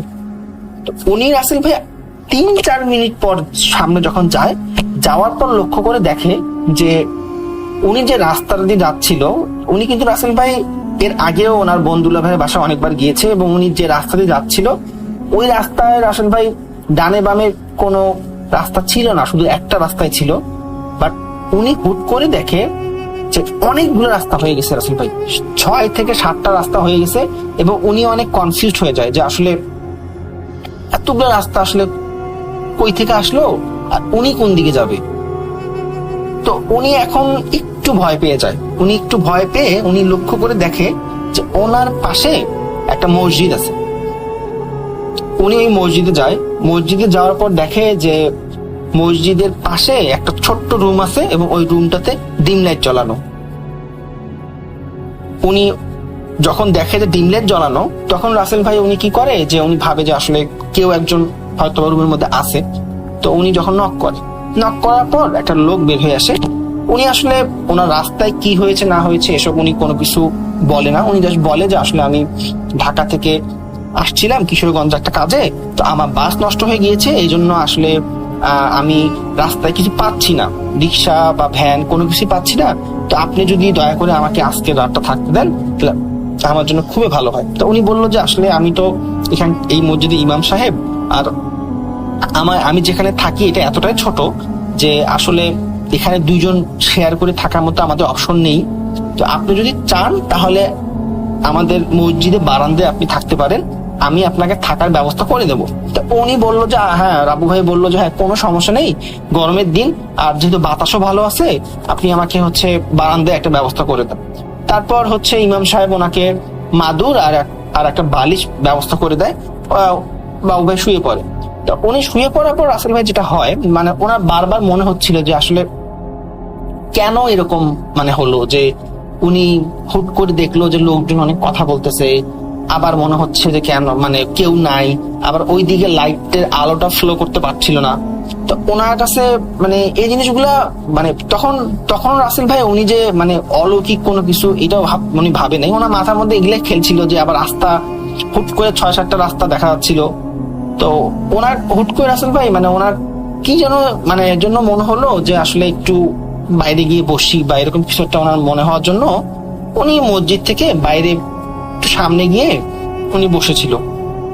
তো তার কিছুক্ষণ পর রাসেল ভাই যে ঘটনাটা ঘটে, প্রায় 6 থেকে 7 জন পাঞ্জাবি পরা কিছু লোক উনি দেখতে পারে যে আসতেছে রাস্তায়। রাসেল ভাই মানে কিছু লোক আসতেছে, মানে দূর থেকে মনে হচ্ছে রাসেল ভাই যে আসলে কোনো হুজুর টাইপের কেউ আসতেছে, কিন্তু আসলে কয়জন আসতেছে এটাও খুব শিওর ভাবে বোঝা যাচ্ছে না। তো যখন কাছাকাছি আসে তখন উনি বুঝতে পারে যে কিছু লোক আসতেছে এবং ওদের সাথে একটা খাটিয়া আছে, খাটিয়াতে করে ওই খাটিয়া বহন করে কিছু লোক রাস্তা দিয়ে আসতেছে। আরো যখন কিছু কাছাকাছি চলে আসে তখন আরো উনি একটা জিনিস দেখে রাসেল ভাই ভয় পায় যে প্রত্যেকটা লোক রাস্তা দিয়ে হেঁটে আসতেছে, তবে কারো পা মাটিতে স্পর্শ করতেছে না। এটি দেখে অত্যন্ত ভয় পেয়ে যায় উনি, এবং উনি আসলে মানে উনি পুরো বাকরুদ্ধ হয়ে পড়ে। উনি যে আসলে মানে এখান থেকে দৌড় দেবে বা ওনার কি করা উচিত ওনা আসলে মানে উনি বুঝতে পারছিল না, উনি পুরো ঠান্ডা হয়ে যায়। তারপর রাসেল ভাই দেখে যে ওই যারা ওই খাটিয়াটা নিয়ে আসছিল ওরা ওই বাবু ভাই থেকে 200 থেকে 300 মিটার দূরে খাটিয়াটা রেখে হুট করে ভ্যানিশ হয়ে যায়। তো এটা যখন বাবু ভাই দেখে উনি আরো ভয় পেয়ে যায়, আসলে এটা কি হলো, মানে একটু আগে দেখলাম কিছু লোক আসতেছে, আবার হুট করে খাটিয়ে রেখে ওরা ভ্যানিশ হয়ে যায়। তো উনি রাসেল ভাই আসলে একটু সাহসী লোক ছিল তো বাবু ভাই, তো উনি বেশ কিছুক্ষণ আসলে ওখানে বসেছিল এবং উনি আসলে মানে ভাবতেছিল যে উনি কি ইমাম সাহেবকে ডাকবে না রাস্তা যদি কোনো লোক আসে ওই লোকটাকে বলবে। আসলে ওনার মাথার মধ্যে তখন অনেক কিছু কাজ করতেছিল না, যে উনি কি করবে না করবে কিছু বুঝতেছিল না। তো তখন উনি রাসেল ভাই সাহস করে উনি ভাবে যে আচ্ছা এখন তো যেহেতু যে লোকগুলো ছিল এখন নাই, তো খাটিয়েটা আসলে কি বা আসলে কি ওটা খাটিয়ে, কারণ যেহেতু রাসেল ভাই অনেক অন্ধকার রাত, ওইভাবে ভালো মতো বোঝা যাচ্ছিল না যে জিনিসটা আসলে কি জিনিসটা ওখানে। তো উনি রাসেল ভাই এটা দেখার জন্য একটু সাহস করে সুরা টুরা পরে ভয় ভয় করে উনি যায়। তো ওখানে যাওয়ার পর রাসেল ভাই যেটা উনি দেখে সেটা আসলে উনি কখনোই হয়তো বা মানে ভাবিনি যে এই জিনিসটা ওনাকে দেখতে হবে। উনি দেখে যে খাটিয়াতে যে ডেড বডিটা পড়ে আছে এটা ওনার ডেড বডি, এবং উনি ওখানে সেন্সলেস হয়ে যায়। পরের দিন সকালে যখন ওনার ঘুম ভাঙে উনি দেখে যে উনি মসজিদের বারান্দায় আছে, ওনার সাথে ইমাম সাহেব আরো বেশ কিছু লোক আছে। তারপর রাসেল ভাই ওনাকে যখন জিজ্ঞেস করা হয় যে আপনি হচ্ছে রাস্তায় কেন, ওনার কি হয়েছে, উনি আসলে রাতের ঘটনাগুলো রাসেল ভাই কাউকে শেয়ার করতে চায় না। উনি বলে যে আসলে আমি অনেক ক্লান্ত ছিলাম, আবার আমার বাস নষ্ট হয়ে গিয়েছিল, অনেকটা পথ আমি হেঁটেছি, তো হয়তো বা আমি যখন রাস্তায় আসি তো কোনো কারণে হয়তো বা আমার মাথা ঘুরে আমি পড়ে গেছি বা শরীর খারাপ ছিল আমার, এই জন্য হয়তো বা এরকম হয়ে গেছে। তারপর কিছু লোকজন মিলে ওনাকে ওনার বন্ধুরা বাসায় দিয়ে আসে। তো ঘটনাটি রাসেল ভাই আরো একটু ভয়ানক হয়ে যায় ওনার বন্ধুরা ভাই বাসায় আসার পর। ওনার বন্ধুরা ভাইয়ের কাছে উনি এসব কোনো কিছু শেয়ার করে না। ওই দিন রাতে রাসেল ভাই আনুমানিক 2টা-2:30 সময় হবে, ওনার হুট করে ঘুম ভেঙে যায়। ওনার ঘুম ভেঙে যাওয়ার পর উনি দেখে যে খাট থেকে 2 থেকে 3 হাত উপরে উনি ভাসমান অবস্থায় শুয়ে আছে, এবং এটি দেখে উনি অনেক ভয় পায় এবং উনি অনেক চিৎকার করার চেষ্টা করে, ওনার বন্ধুলা ভাইকে ডাকার জন্য অনেক চিৎকার করার চেষ্টা করে, বা উনি মানে একটু ট্রাই করে যে আসলে উনি কি শুয়ে আছে উঠতে পারবে কিনা, বাট কোনো কিছুতে কোনো কাজ হচ্ছিল না।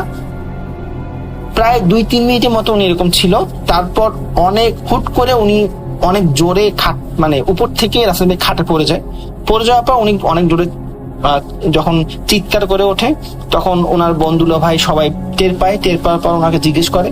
তারপর উনি ওনার সাথে রাস্তায় কি হয়েছিল বা এখন কি হয়েছে সবকিছু ওনাকে শেয়ার করে। তো রাসেল ভাই এটা যখন শেয়ার করানো হয় তখন ওনার দুলা ভাই বা ওনার বোন বলে যে আসলে তুমি অনেক ক্লান্ত, হয়তো বা তোমার হ্যালোসিনেশন হচ্ছে, তো এসব কিছুই না, তুমি ঘুমায় যাও, কোনো সমস্যা নেই, এসব কিছু মাথায় রাখিও না। ওই দিন রাতে রাসেল ভাই আর কোনো কিছুই হয় না। পরদিন দিনও রাসেল ভাই মোটামুটি ভালোই ছিল, বাট পরদিন রাতে রাসেল ভাই এবার যে ঘটনাটা ঘটে এটা শুধুমাত্র বাবু ভাই না, বাবু ভাই বোন দুলা ভাই সবাই এই জিনিসটা রাসেল ভাই পরে বুঝতে পারে। পরদিন রাতে রাসেল ভাই যে ঘটনাটা ঘটে সেটা হচ্ছে এরকম, রাসেল ভাই 2:30 থেকে 3টার মতো হবে। হুট করে দেখে কি যে অনেক লোকের শব্দ শোনা যাচ্ছে, যে অনেক লোক কথা বলতেছে আবার চিল্লাচিল্লি করতেছে এরকম মনে হচ্ছে। তো প্রথমে এই জিনিসটা রাসেল বাবু ভাইয়ের কাছে বাবু ভাই বুঝতে পারে। বাবু ভাই বুঝতে পারার পর আস্তে আস্তে ওনার বোন ভাই বুঝতে পারে। তো বাবু ভাই ওনার বোনকে ডাকে বলে যে এরকম তুই কি কিছু শুনতে পাচ্ছিস, যে কেউ বেশ কিছু লোক কথা বলতেছে। তখন বলে যে হ্যাঁ আমিও শুনতে পাচ্ছি এবং তোর ভাইয়াও তো শুনতে পাচ্ছে, বাট কই থেকে শব্দটা আসতেছে বা কোন জায়গায় এত লোক কথা বলতেছে এটা তো বোঝা যাচ্ছে না। তখন ওনার দুলাভাই বলে যে আসলে মনে হয় এই শব্দগুলো আমাদের বাড়ি আঙিনা থেকে আসতেছে, হয়তো বা গ্রামের কোনো লোকের কারো কোনো দুর্ঘটনা বা কোনো বিপদ হয়েছে, এই জন্য হয়তো বা কোনো প্রবলেমে জন্য হয়তো বা অনেকে কথা বলতেছে। তো এই জন্য রাসেল ভাই ওনার দুলাভাই যখন দরজা খোলার পর রাসেল ভাই আরো বেশি অবাক হয়ে যায়। তখন যে জিনিসটা ওরা দেখে যে ওদের আঙিনাতে অনেকগুলো মানে কুকুর বা শিয়াল টাইপের আছে, প্রায় 50 থেকে 60টার মতো রাসেল ভাই কুকুর বা শিয়াল। আসলে অনেক অন্ধকার রাত ছিল, ওইরকম চাঁদও ছিল না, বোঝা যাচ্ছিল না কিন্তু এটা বোঝা যাচ্ছে যে মানে যে ধরনের শেপ ছিল এটা কুকুর বা শিয়াল এরকম কিছু হবে, এবং অনেকগুলা। এবং দরজা খোলার পর রাসেল ভাই সেম, কিন্তু মানুষ একসাথে যেমন রাসেল ভাই 8-10টা লোক কথা বললে যেরকম শব্দ হয় ওরকম শব্দ কন্টিনিউ ওরকম শব্দ হচ্ছে, বাট ওখানে দেখা যাচ্ছে যে কুকুর শিয়াল আছে। এবং ওরা হচ্ছে যখন মানে কথাও বলে, দুই একজন ওনার দুলাভাই বলে যে এরকম কে এখানে, বা কেউ কথা বলতেছে কিনা, কেউ কোনো কিছু বলে না। তো এইটাতে আসলে খুবই ভয় পেয়ে যায় ওরা, ভয় পেয়ে যাওয়ার পর দরজা বন্ধ করে দেয়।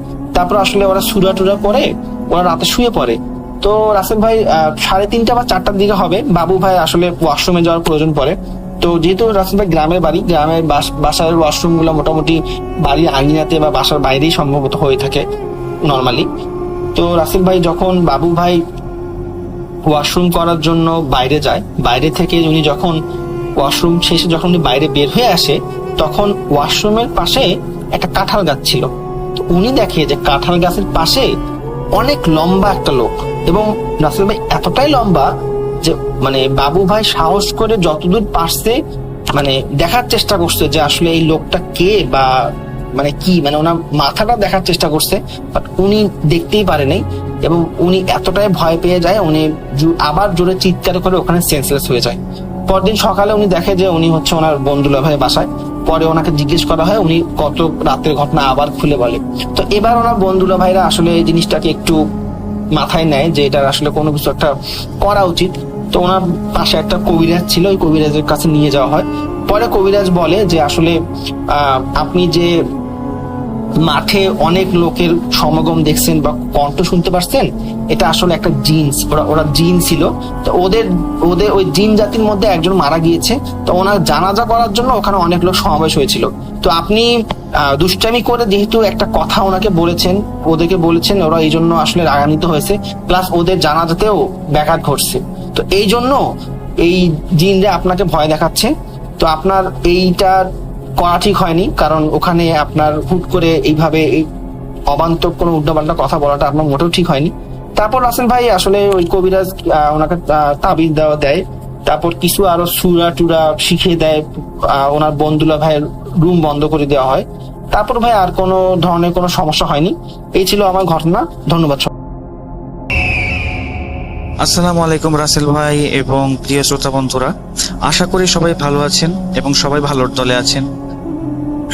আমি মোহাম্মদ সাবিত আলম বলছি, ময়মনসিংহ বিভাগ থেকে। আমি বর্তমানে ভূত.com এর একজন মডারেটর হিসেবে নিযুক্ত আছি এবং আমি ঘুরে ঘুরে স্টোরি কালেক্ট করি। তো আজকে আমি আপনাদের সাথে যে গল্পটি শেয়ার করব সেটি হচ্ছে আমার বন্ধুর নানির কাছ থেকে শোনা। আমার বন্ধুর নাম হচ্ছে রাকিব। ভার্সিটিতে ওঠার পরে আমি, আমার বন্ধু রাকিব এবং আরো কয়েকজন বন্ধু বান্ধব মিললে বিভিন্ন জায়গায় আড্ডা দিতাম। আড্ডায় অনেক কথা হতো, অনেক বিষয় নিয়ে কথা হতো, ভূত নিয়ে মাঝে মাঝে কথা হতো। তো একদিন আমরা রাকিবের বাসায় রাতের বেলা ছাদে আড্ডা দিচ্ছিলাম, তখন আড্ডার কথায় ভূতের কথা ওঠে। তো আমরা ভূত FM এর পুরনো একটি এপিসোড প্লে করে শুনছিলাম। তো তখন আমার বন্ধু রাকিবের নানু আসলেন আমাদের কাছে এবং বসলেন। উনিও আমাদের সাথে ভূত FM এর পুরনোতর এপিসোড শুনছিলেন। তো এপিসোড শুনতে শুনতে এক পর্যায়ে নানু আমাদেরকে বলেন যে উনার জানা গ্রামের একটি ঘটনা আছে। তো আমরা তখন কৌতূহলী হয়ে নানুকে জিজ্ঞেস করি যে নানু, আপনার ঘটনাটি আমাদের কাছে বলেন। নানু বলেন যে হ্যাঁ, উনি ঘটনাটি বলতে পারবেন, কিন্তু ওনার কাছ থেকে যখন অনুমতি নেই লাস্টে আমরা, তখন উনি বলছিলেন যে উনি ওনার নাম শেয়ার করবেন না, আর উনি ওনার জায়গার স্পেসিফিক লোকেশনটা আমাদেরকে দিতে পারবেন না। তো আমি আর কথা না বাড়িয়ে ঘটনায় চলে যাব। আমি আগেই বলে রাখি, এটা আমার প্রথম অডিও ক্লিপ, তাই আমার ওই কথাবার্তার ভুলগুলি একটু ক্ষমাসুন্দর দৃষ্টিতে দেখবেন সবাই, আশা করছি। আর আমার নানু ঘটনাটি যেভাবে বলেছিলেন আমি ওনার ভাষায় ঘটনাটা বলার চেষ্টা করব। অনেক আগের একটা ঘটনা। গ্রামে একটা দিঘি ছিল। গ্রামের লোকেশনটা নানু যেটা বলেছিলেন সেটা হচ্ছে জামালপাড়ে কোনো একটি গ্রাম। তো আমি নানুর ভাষায় ঘটনাটা বলি। গ্রামে যে দিঘিটা ছিল, সেই দিঘির মালিক গ্রামের সেই দিঘিতে অনেক পরিমাণ মাছ চাষ করতেন এবং দিঘিতে প্রচুর পরিমাণে মাছ ছিল। দূর দূরান্ত থেকে অনেক মানুষ এসে, অনেক জেলেরা এসে মাছ ধরতো। উনি মাছ ধরার বায়না দিতেন। তো কিন্তু এত বড় দিঘির চারপাশে কোনো ধরনের কোনো ঘের দেওয়া ছিল না বা পাশের কোনো ধরনের কোনো ডিফেন্স দেওয়া ছিল না। তো দূর দূরান্ত থেকে মানুষ আসতো, আমরা গোসল করতাম পুকুরে, ছোট যারা ছিলাম ওই সময় তখন সবাই গোসল করতাম পুকুরে, সারাদিন খেলতাম আর বিকাল বা সন্ধ্যার দিকে গোসল করে বাসায় চলে যেতাম। তো লোক মুখে শোনা গেছে যে সেই দিঘিতে নাকি একটি কলসি মাঝে মাঝে ভেসে থাকতে দেখা যায়, আর মাঝে মাঝে কলসিটা নাকি অনেকের পায়ে জড়িয়ে যায়। কিভাবে জড়িয়ে যায়? কলসির সাথে শেকড় পেঁচানো থাকে, সেই শেকড়টা কারো পায়ে এসে জড়িয়ে যায়। তো যে সেই কলসিটা পায়ের সাথে যার বাজে, সে সেদিন বা কার কয়েকদিন পরে রাতের বেলা স্বপ্ন দেখতে পান যে কেউ একজন তাকে বলছে স্বপ্নের মধ্যে যে এই কলসিটার ঢাকনা যেন খুলে দেয় এবং কলসিটাকে যেন পরিষ্কার করে দেওয়া হয়। এটা যদি সে করতে পারে তাহলে তাকে অনেক ধন সম্পদ দেওয়া হবে বা অনেক কিছু দেওয়া হবে। তো একদিন আমি, আমার ভাই এবং আমার আত্মীয় স্বজনের ছোট যারা আছে তারা সবাই মিলে পুকুরে গোসল করছিলাম। তো আমার যে মেজো ভাই আছে, আমার মেজো ভাইয়ের পায়ে এক সময় সেই কলসি শিকড় বেজে যায়।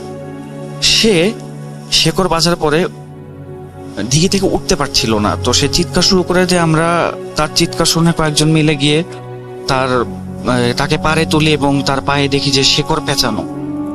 তো সেই শিকড়টা আমরা সবাই মিলে খুলে ফেলি এবং তার চেঁচামেচিটা তখন গ্রামে অনেক মানুষ এখানে জড়ো হয়ে যায়। তো ওকে আমরা পাড়ে তুলি, শিকড়টা খুলি এবং কলসিটা দেখে আমরা কলসিটা নেওয়ার চেষ্টা করি, কিন্তু গ্রামে ওই সময় যারা তখন এসেছিলেন তারা বলেছিলেন যে কলসিটা যেন আমরা না নিই। তো ওনাদের ওই যেই বক্তব্য ছিল সেই অনুযায়ী কলসিটা নাকি একটা অভিশপ্ত কলসি, কাজে আমরা যেন সেই কলসিটা কোনোভাবেই না নেই এবং ওটাকে যেন আমরা দিঘিতে আবার ফেলে দিই। তো আমরা সেই কলসিটাকে তাদের কথা মতো দিঘিতে ফেলে দিই। অনেক বেশি আকর্ষণ থাকার পরেও দিঘিতে ফেলে দিতে হয় আর কি, বড় যারা ছিল তাদের কথা মানতে গিয়ে আর কি। তো সেই দিন আমার ভাই রাত্রেবেলা দুপুরে যখন বাসায় আসে, তো তখন তার পায়ে দেখি কিছুক্ষণ পরে কালো হয়ে গেছে আর ওই মানে কিছুটা পচন টাইপের দেখা যাচ্ছিল। তো গ্রামের সামনে কাছাকাছি একটা ক্লিনিক থাকায় তো সেখানে আমার ভাইকে নিয়ে যাওয়া হয় এবং তার পায়ে ব্যান্ডেজ করে দেওয়া হয়। এবং সেদিন রাত্রেবেলা আমার ভাই একটা স্বপ্ন দেখতে পান। স্বপ্নটি ছিল এরকম যে খুব সাদা আলোর মাঝে একটা অবয়ব তাকে বলছে কলসিটা কাঁখে নিয়ে, মহিলারা যেরকম কলসি কাঁখে নিয়ে রাখে ওভাবে কাঁখে নিয়ে বলছে যে এই কলসিটা পরিষ্কার করে দে আর এই কলসি ঢাকনাটা খুলে ভেতরে যা আছে সব তুই রাখবি, আর এটা করলে তোকে অনেক ধন সম্পদ দেওয়া হবে। তো আমার ভাই এসে আমার মা এবং দাদির সাথে ঘটনাটা শেয়ার করলে আমার দাদি তাকে বলে যে তুই হয়তো বা বেশি ভাবছিস এই বিষয়টা নিয়ে, এই কারণে তোর এরকম স্বপ্ন তুই দেখলি। আমরাও ভাইয়ের কথায় পাত্তা দিই নেই বেশি একটা, তো আমরাও বলি যে বাদ দে, এই বিষয়ে আসলে কোনো ঝামেলা নাই, তাতে বেশি ভাবার কারণে হচ্ছে, যেটা দাদি বললো আর কি। তো আমার ভাই ঘটনাটা ভুলে যায়, আমরা সবাই ভুলে যাই। তো দিনকাল ভালোই চলছিল, কোনো ধরনের কোনো সমস্যা নেই, আমার ভাইয়ের আর কোনো ধরনের স্বপ্ন দেখেনি সে। হঠাৎ করে একদিন গ্রামে অজানা একটা জিনিসের আবির্ভাব দেখা যায়। সেই জিনিসটা কেমন ছিল? সেটা ছিল একটা মানুষের মতো দেখতে, কিন্তু তার কোনো মাথা ছিল না। তার মাথার জায়গায় মোমবাতি বা কুপিবাতির মতো কিছু আলো জ্বলতে দেখা যেত। তো দেখা যেত যে সে সন্ধ্যার সময় গ্রামের অনেক দূর দূরান্তের এই ধানের জমির আইল দিয়ে হেঁটে হেঁটে যাচ্ছে। তো তার মাথায় খালি দেখা যেত আলো জ্বলছে, কিন্তু তার মাথা কখনো দেখা যেত না। তো গ্রামের মানুষ তাকে দেখে ভয়ে আর রাত্রেবেলা বাসা থেকে বের হতো না। আর তার নাম দিয়েছিল সবাই কল্লা কাটা মানুষ। কল্লা জিনিসটা হচ্ছে গ্রামের ভাষায় মাথাকে কল্লা বলা হয়। তো যেহেতু তার মাথা ছিল না, সবাই তাকে কল্লা কাটা মানুষ বলে ডাকতো। তো সেই গ্রামের একজন মুরব্বী ছিলেন আব্বাস মিয়া। আব্বাস মিয়া একদিন রাত, আব্বাস মিয়ার আবার শখ ছিল যাত্রাপালা দেখার বা রাত দূর দূরান্তে গিয়ে খেলা দেখার, পিকনিক করার, এগুলো তার অনেক বড় শখ ছিল। একদিন রাতের বেলা আব্বাস মিয়া হেঁটে হেঁটে খেলা দেখতে গিয়েছিলেন কোথাও, খেলা দেখা শেষ করে উনি হেঁটে হেঁটে ফিরে আসছিলেন। তো উনি বাঁশঝাড়ের ভিতর দিয়ে ফিরে আসছিলেন, চিরপরিচিত রাস্তা। তো উনি হাঁটতে হাঁটতে ওনার একবার মনে হলো যে ওনার পেছন পেছন কেউ হাঁটছে। তো উনি ব্যাপারটাকে বেশি একটা পাত্তা দিলেন না, উনি হাঁটার বেগ বাড়িয়ে দিলেন। তো পেছন থেকে তাকে হঠাৎ করে একজন ডাক দিলেন, আব্বাস মিয়া। তো উনি বেশি একটা পাত্তা না দিয়ে হাঁটতে থাকলেন। আবার তো পেছন থেকে আবার ডাক শোনা যায়, আব্বাস মিয়া।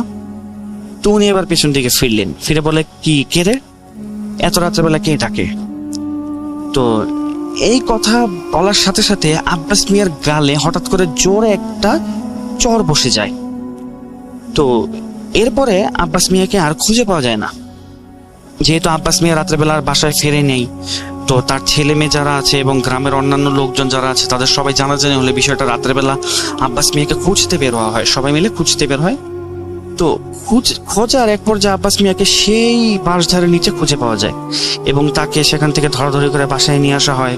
বাসায় নিয়ে আসলে তাকে এই মাথায় পানি দেওয়া হয়, নিকটবর্তী ক্লিনিকের ডাক্তারের কাছে নিয়ে যাওয়া হয় এবং ডাক্তার বলে যে কোনো একটা কারণে হয়তো বা সে কোনো একটা শকের মধ্যে আছে, এই কারণে সে অজ্ঞান হয়ে গিয়েছিল। কিন্তু তার গালে চরের যে হাতের ছাপটা ছিল সেটা স্পষ্ট ছিল, কিছুটা কালচে টাইপের চরের মানে হাতের দাগ হয়ে গিয়েছিল তার গালে, এবং যেই দাগটা ছিল স্বাভাবিক মানুষের হাতের তুলনায় অনেকটাই বড়। তো আব্বাস মিয়া জ্ঞান ফিরলে সবাই তাকে জিজ্ঞেস করে যে আপনার চাচা আপনি এভাবে কি কারণে ওখানে পড়েছিলেন, আর আপনার গালে এই দাগ কিসের, আপনি কি কারোর সাথে মারামারি করছেন? তো চাচা বলে ঘটনা যেদিন যা ঘটছে উনি সবকিছু শেয়ার করলেন সবার সাথে। তো আব্বাস মিয়ার পরিবারের লোকজন কিছুটা ঘাবড়ে যায় আর আব্বাস মিয়াকে নিকটবর্তী মসজিদের ইমামের কাছে নিয়ে যাওয়া হয়। তো ইমাম আব্বাস মিয়াকে বলেন যে সবকিছু দেখেন আর বলেন যে ওনার কিছুটা সময় লাগবে বিষয়টা বোঝার জন্য, ওনারা যেন আগামীকালকে আসে। তো পরের দিন আব্বাস মিয়ারা যখন যায় সেখানে ইমাম সাহেবের কাছে, ইমাম সাহেব বলেন যে আব্বাস মিয়ার উপর একটা জিন ভর করতে চেয়েছিল, কিন্তু সেই জিনটা ভর করতে পারে নাই বিধায় সে রাগ করে আব্বাস মিয়ার গালে একটা চর বসিয়ে দেয়।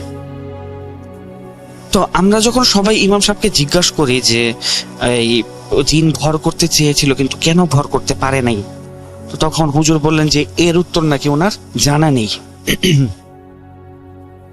তো এরপরে আব্বাস মিয়া কিছুদিন পরে এক মাসের মধ্যে আব্বাস মিয়ার সেই গালের জায়গাটায় পচন ধরে যায় এবং আব্বাস মিয়া 1 মাসের পরে এক পর্যায়ে মারা যান। তো একদিন আব্বাস মিয়া মারা যাওয়ার পরে কয়েকদিন কেটে যায়, এর মাঝখানে একদিন আব্বাস মিয়ার একটা ভাই ছিল, ওনার সৎ ভাই। তো দেখা যায় যে আব্বাস মিয়ার সৎ ভাইয়ের ছেলে তার পাশের উঠানে এসে শুয়ে পড়লেন এবং গড়াগড়ি খাচ্ছিলেন আর চিৎকার করে বলছিলেন যে আমার বাবাকে বাঁচাও, সবাই আমার বাবাকে বাঁচাও, ওরা আমার বাবাকে মেরে ফেলবে। এই কথা বলে সে অজ্ঞান হয়ে যাচ্ছিল। তো যখন সে অজ্ঞান হয়ে গেল তাকে সবাই মিলে ধরে আমরা বাসার ভিতরে নিয়ে আসলাম। নিয়ে আসার পরে তার গায়ে পানি ছেটালাম, মাথায় পানি ছেটালাম। তার জ্ঞান ফিরলে সে বলে যে একদিন আব্বাস মিয়া মারা যাওয়ার আগে প্রায় 1-1.5-2 মাস আগে সে সেই পুকুর দিঘিতে গোসল করতে নামে এবং তার পায়েও নাকি সেম ভাবে শেকড় আটকে যায় এবং সেই কলসিটা আটকে যায়, এবং তাকেও নাকি স্বপ্ন দেখানো হয় যে কেউ একজন তাকে কলসি কাকে নিয়ে বলছে যে কলসিটার ঢাকনা খুলে দে আর কলসিটা পরিষ্কার করে দে, বিনিময়ে অনেক ধনরত্ন পাবি এবং তোর খুব ভালো হবে। তো সে এই ঘটনাটা তার বাবার সাথে শেয়ার করেন, মানে আব্বাস মিয়ার সৎ ভাইয়ের সাথে জিনিসটা শেয়ার করে। তো আব্বাস মিয়ার সৎ ভাই তাকে বলে যে এসব কিছু না, এসব তোর মনের ভুল, গ্রামের মানুষ অনেক কথাই তো বলে, এই কারণে এটা তোর মনের ভুল, ওদের কথা শুনে তোর মাথায় একটা ইফেক্ট হয়তো বা পড়েছিল, সেই কারণে সে নাকি এরকম দেখছিল। আব্বাস মিয়ার সৎ ভাই সেই জিনিসটা বলে ঘটনাটা এড়িয়ে যান। কিন্তু এর 5-7 দিন পরে আব্বাস মিয়ার যে ভাই ছিল, সৎ ভাই, উনার আচরণে তার পরিবারের লোকেরা কিছুটা অন্যরকম জিনিস দেখতে পারলেন, যে উনি একা একা থাকেন, রাত হলে সেই দিঘির পাড়ে চলে যান, কার সাথে জানি কথা বলে, সারা রাত ভোরবেলা বাসায় ফেরে নামাজ পড়ে ঘুমিয়ে যায়। তো একদিন সবাই দেখলো যে আব্বাস মিয়ার সৎ ভাই ঘরের ভিতরে বসে আছে, কিন্তু ঘর থেকে এক জোরে একটা চিৎকারের আওয়াজ আসলো। তো চিৎকার আওয়াজ শুনে সবাই আব্বাস মিয়ার সৎ ভাইয়ের রুমে গেল। রুমে গিয়ে দেখে রুমটা তো ভেতর থেকে লক ছিল, তো সবাই অনেক টাকাটাকির পরে রুমটা যখন দেখা যায় আব্বাস মিয়ার সৎ ভাই খুলছে না, তখন রুমের তালা ভেঙে সবাই ঢুকে। তো ঢোকার পরে দেখে যে আব্বাস মিয়ার সৎ ভাই উলঙ্গ অবস্থায় পড়ে আছে এবং তার গায়ে অনেক নখের আঁচড়। তো এরপরে তাকে ডাক্তারের কাছে নিয়ে যাওয়া হয় এবং মসজিদের ইমামের কাছে নিয়ে যাওয়া হয়। ডাক্তারের ট্রিটমেন্ট শেষে মসজিদের ইমামের কাছে গেলে আব্বাস মিয়ার ভাই ইমাম সাহেবের কাছে তার একটা অপকর্মের কথা স্বীকার করেন। সে অপকর্মটা কি ছিল? সেই অপকর্মটা ছিল আব্বাস মিয়ার সৎ ভাই তার ছেলের কাছ থেকে সেই পুকুরের কথা শুনে পরের দিন তিনি পুকুরে জাল ফেলেন। অনেকক্ষণ জাল ফেলার পরে ওনার হাতে সেই কলসিটি ধরা দেয়। উনি কলসিটি নিয়ে রাত্রেবেলা বাসায় চলে আসেন এবং সকালবেলা সবার চোখ এড়িয়ে কলসিটি নিয়ে উনি কামারের দোকানে যান। কামারের দোকানে গিয়ে উনি বলেন এই কলসিটার মুখটা খুলে দিতে এবং কলসিটা পরিষ্কার করতে। তো কামার কলসিটা নিয়ে কলসিটা পরিষ্কার করে এবং মুখটা খোলে। মুখটা খোলার পরে ওনারা দেখতে পান যে কলসির ভেতরে কিছু কাপড় চোপড় অনেক পুরাতন আর লাল কালারের 3-4টা বলের মতো স্পঞ্জ টাইপের কিছু উনি দেখতে পান। তো এটা দেখে উনি খুব রেগে যান, কারণ ওনার যে স্বপ্নটা উনি দেখেছিলেন যে অনেক ধনরত্ন দেওয়া হবে বা লোক মুখে শুনেছিলেন অনেক ধনরত্ন থাকবে ওটার ভিতরে, তেমন কিছু না থাকায় উনি খুব রেগে যান এবং কলসিটিতে একটা লাঠি দিয়ে কলসিটাকে দূরে ফেলে দেন। তো এর মধ্যে থাকা ভেতরে যে জিনিসগুলো ছিল কাপড় চোপড়গুলো বেরিয়ে পড়ে এবং স্পঞ্জের মতো জিনিসগুলো শক্ত অনেকদিন থাকা শক্ত হয়ে গেছিল, কয়েকটা জিনিস ভেঙে যায়। তো আব্বাস মিয়া সৎ ভাই কলসিটা ওখানে ফেলে চলে আসেন রাতের বেলা আর ঘুমিয়ে পড়েন। ঘুমের মাঝখানে উনি হঠাৎ করে স্বপ্ন দেখেন এবার কলসিটাকে মাটিতে ফেলা অবস্থায় কেউ একজন দাঁড়িয়ে আছে কলসিটার পাশে এবং আব্বাস মিয়া সৎ ভাইকে বলছে যে তোকে আমি কলসিটা দিলাম আর তুই কলসিটার অপমান করলি, তুই কলসিটাকে লাথি দিলি আর আমার জিনিস নষ্ট করলি, তোকে আমি ছাড়বো না, তোর জীবন আমি শেষ করে দিব। এই কথা শুনে আব্বাস মিয়া সৎ ভাই ভয় পেয়ে যান এবং উনি পরের দিন গ্রামের এক কবিরাজের সাথে যোগাযোগ করেন। তো কবিরাজ তাকে বলেন যে যে কলসিটি সে পেয়েছিল সেই কলসির যে জিনটা ছিল সে আসলে অনেকদিন যাবৎ বন্দী ছিল এবং সে নাকি মানুষকে লোভ দেখিয়ে সেখান থেকে বের হওয়ার চেষ্টা করত, কিন্তু সেখানে তার কিছু মূল্যবান জিনিসপত্র ছিল যেগুলো আব্বাস মিয়ার সৎ ভাই লাথি মারার কারণে নষ্ট হয়ে যায়। এই কারণে জিনটি নাকি খুব রেগে যায় এবং আব্বাস মিয়ার সৎ ভাইয়ের ফ্যামিলির উপরে ক্ষতি করার চেষ্টা করবে। তো আব্বাস মিয়ার সৎ ভাই তখন কবিরাজের কাছে একটা সলিউশন চান। তো সলিউশন অনুযায়ী কবিরাজ বলে যে আমি আগামীকালকে আসবো, কিন্তু এই সলিউশন আমি বের করবো, কিন্তু আমাকে অনেক টাকা দিতে হবে। আব্বাস মিয়াদের টাকার অভাব না থাকায় সে রাজি হয়ে যায়। তো পরের দিন কবিরাজ আসে এবং বলে যে এই সমস্যার সমাধান করতে হলে রক্তের সম্পর্ক আছে এমন কারো উপরে সেই জিনটাকে চালান দিতে হবে।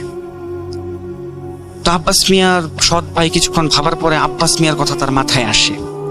তো আব্বাস মিয়ার কথা তার মাথায় আসলে উনি কবিরাজকে বলেন যে কবিরাজ যেন জিনটাকে আব্বাস মিয়ার উপরে চালান করে দেয়। তো কবিরাজ এবং টাকা দাবি করার পরে তাকে টাকা দিয়ে দেন আব্বাস মিয়ার সৎ ভাই এবং সেই রিচুয়ালটা করতে বলেন। এরপর থেকে আব্বাস মিয়ার এরকম কোনো ধরনের কোনো স্বপ্ন দেখেন নাই। আব্বাস মিয়ার সৎ ভাই আর এরকম কোনো স্বপ্নই দেখেন নাই এবং তার কাছে মনে হচ্ছিল যে সবকিছু ঠিক হয়ে গেছে। তো এর মাঝখানে গ্রামে আরেকটি ফ্যামিলি ছিল, সেটাকে সবাই খানবাড়ি নামে চিনত। তো খানবাড়ির অনেক টাকা পয়সা ছিল গ্রামের, জমিদার বাড়ি বলা যায়। তো তাদের অনেক টাকা পয়সা থাকার পরও তাদের পরিবারের যে ছোট ছেলে ছিল সে খুব অসুস্থ ছিল, এতই অসুস্থ ছিল যে যায় অবস্থা। তো এমন সময়ে এই ওনারা ডাক্তারি চিকিৎসা এবং ওঝা ফকির পীর সব চেষ্টা করে ফেলেছিলেন। তো এরপরে একবার ওনারা এক নিশি সাধকের সাথে যোগাযোগ করেন, দূরের গ্রামের একটা নিশি সাধকের সাথে। তো নিশি জিনিসটা আসলে কি? নিশি হচ্ছে এমন একটা রিচুয়াল যেই রিচুয়ালের মাধ্যমে প্রায় মারা গেছে এমন কোনো ব্যক্তির জন্য একটা রিচুয়াল করে একটা ডাব হাতে নেওয়া হয় এবং ডাবের মাথাটা কেটে সেটার উপরে কাপড় দিয়ে বাড়িতে ঘোরা হয় এবং পরিচিত মানুষের নাম ধরে 2 বার ডাকা হয়। এই 2 বারের মধ্যে যে সাড়া দিবেন তার যে জীবনী শক্তিটা আছে সেটা সেই ডাবের পানির ভেতর চলে যাবে এবং চলে যাওয়ার পরে নিশি সাধক কি করবে, ডাবের উপরে আবার কাপড় দিয়ে দিবে এবং সেই পানিটা নিয়ে মৃত প্রায় কোনো ব্যক্তিকে যদি খাওয়ানো হয় তাহলে সেই ব্যক্তি আবার জীবন ফিরে পায়, আর যে নিশিটাকে সাড়া দিয়েছিলেন সে তার সেই অসুস্থ ব্যক্তির জায়গায় মারা যায়। তো নিশি সাধক একদিন সেই রিচুয়ালটা করে জায়গায় ঘুরছিলেন, গ্রামের আশেপাশে ঘুরছিলেন, তখন সে দেখতে পায় যে আব্বাস মিয়া হেঁটে হেঁটে যাচ্ছে। আব্বাস মিয়াকে ডাক দিয়েছিল 2টা ডাক, আব্বাস মিয়া, সেটি আসলে ছিল এই নিশি সাধকের ডাক। আব্বাস মিয়া যখন খেলা দেখে ফিরছিলেন তখন সেই নিশি সাধক আব্বাস মিয়াকে ডাকার কারণে আব্বাস মিয়ার জীবনী শক্তি সেই ডাবের পানিতে চলে যায় এবং আব্বাস মিয়ার সৎ ভাই যে জিনটাকে আব্বাস মিয়ার উপরে মানে চালান করেছিল সেই জিনটি তখন আর আব্বাস মিয়ার উপরে ভর করতে পারে না। কেন পারে না? আব্বাস মিয়ার জীবনী শক্তি যেহেতু সেই ডাবের পানিতে চলে গিয়েছিল, কাজে আব্বাস মিয়ার উপরে ভর করে সেই জিনের আর কোনো লাভ হতো না। কাজেই সেই জিনটি আব্বাস মিয়ার উপরে ভর করতে না পারে প্রচন্ড রেগে যায় এবং আব্বাস মিয়াকে চড় দিয়ে আব্বাস মিয়ার গালে একটা দাগ বসিয়ে দেয় এবং সেই কারণে আব্বাস মিয়া মারা যায়। তো জিনটি আব্বাস মিয়ার উপরে ভর করতে না পারার কারণে সেই জিনটি আবার প্রচন্ড পরিমাণে রেগে যায় এবং আব্বাস মিয়ার সৎ ভাইয়ের উপরে আবার সে আসে এবং রাত্রে স্বপ্ন দেখায় যে তোরা আমাকে কথা দিয়েছিলি যে ওর উপরে আমাকে ভর করতে দিবি, অর্থাৎ আব্বাস মিয়ার উপরে ভর করতে দিবি বা আব্বাস মিয়ার জানটাকে দেওয়া হলো, কিন্তু যেহেতু কথা অনুযায়ী প্রতিশ্রুতি অনুযায়ী সেই কাজটি হয়নি, তো জিনটি রেগে যায় এবং বলে যে মানুষের মতো আমরা প্রতিশ্রুতি ভঙ্গ করি না এবং তোর ফ্যামিলি এবার মরবে, আগে তুই মরবি। তো আব্বাস মিয়ার সৎ ভাই তখন খুব ভয় পেয়ে যায় এবং সে মসজিদের ইমামের কাছে যান। এবার সে ওই এই কবিরাজের কাছে না গিয়ে মসজিদের ইমামের কাছে গিয়ে সব ঘটনা শেয়ার করেন এবং ইমাম সাহেব তাকে শুরুতেই বলেন যে আব্বাস মিয়ার সৎ ভাই যে কাজটি করেছেন সেটি অতি জঘন্য একটি কাজ, এটার জন্য উনি কখনোই মাফ পাবেন না, আর হুজুর এই বিষয়ে আব্বাস মিয়ার সৎ ভাইকে কোনো প্রকার কোনো সহযোগিতা করতে পারবেন না। তো এই কথা শুনে আব্বাস মিয়ার সৎ ভাই সেদিন বাসায় চলে আসেন এবং সেই কবিরাজের সাথে দেখা করতে যান। কবিরাজা বলে যে সে এই বিষয়ে আর কিছুই করতে পারবে না, জিনটি খুব শক্তিশালী এবং এই যেহেতু তারা কথার খেলাফ করেছে এখানে তার আর কিছুই করার নেই।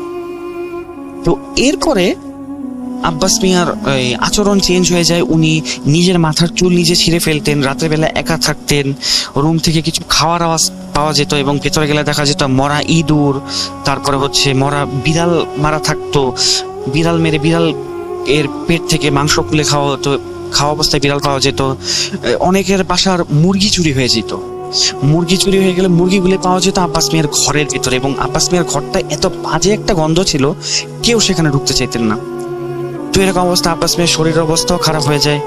তো একদিন আব্বাস মিয়ার ছোট ছেলে রাতের বেলা আব্বাস মিয়ার ঘর থেকে এরকম হাড় চাবানোর শব্দ শুনতে পান এবং ঘরের ভিতরে গিয়ে দেখেন যে আব্বাস মিয়া একটা মুরগির গলা ছিঁড়ে মাথা আলাদা করে সেই মাথাটা খাচ্ছিলেন এবং হাড়গোড়ের শব্দ হচ্ছিল।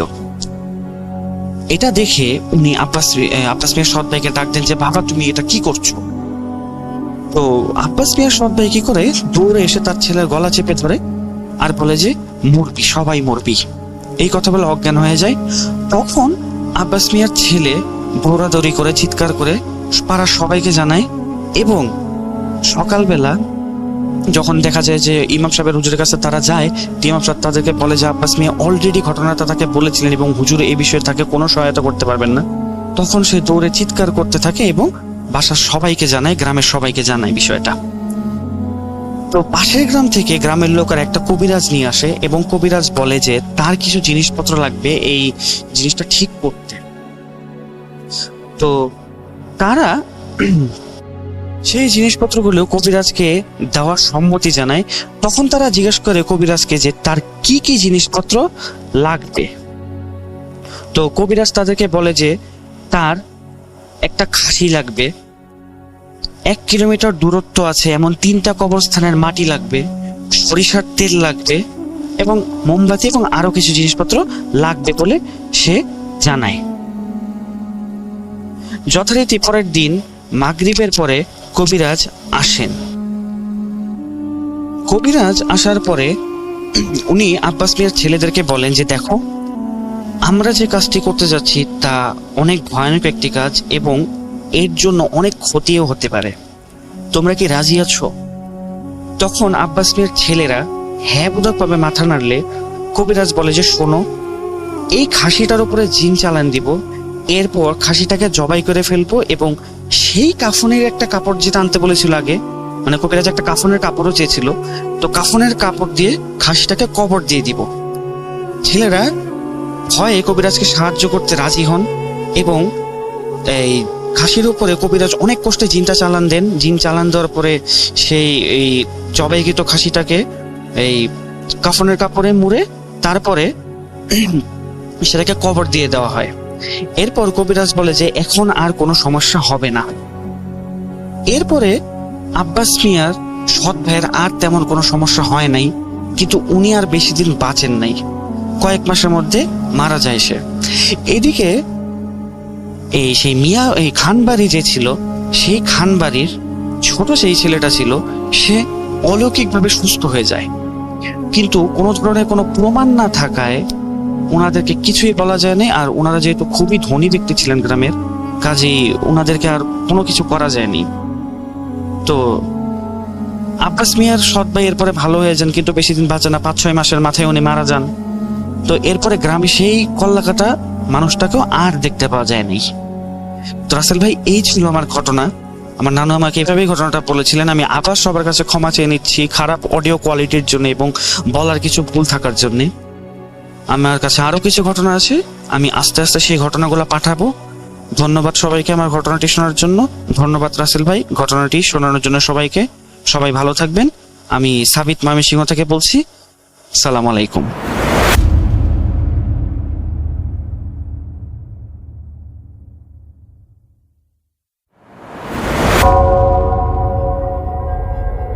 Spirit, be here with me.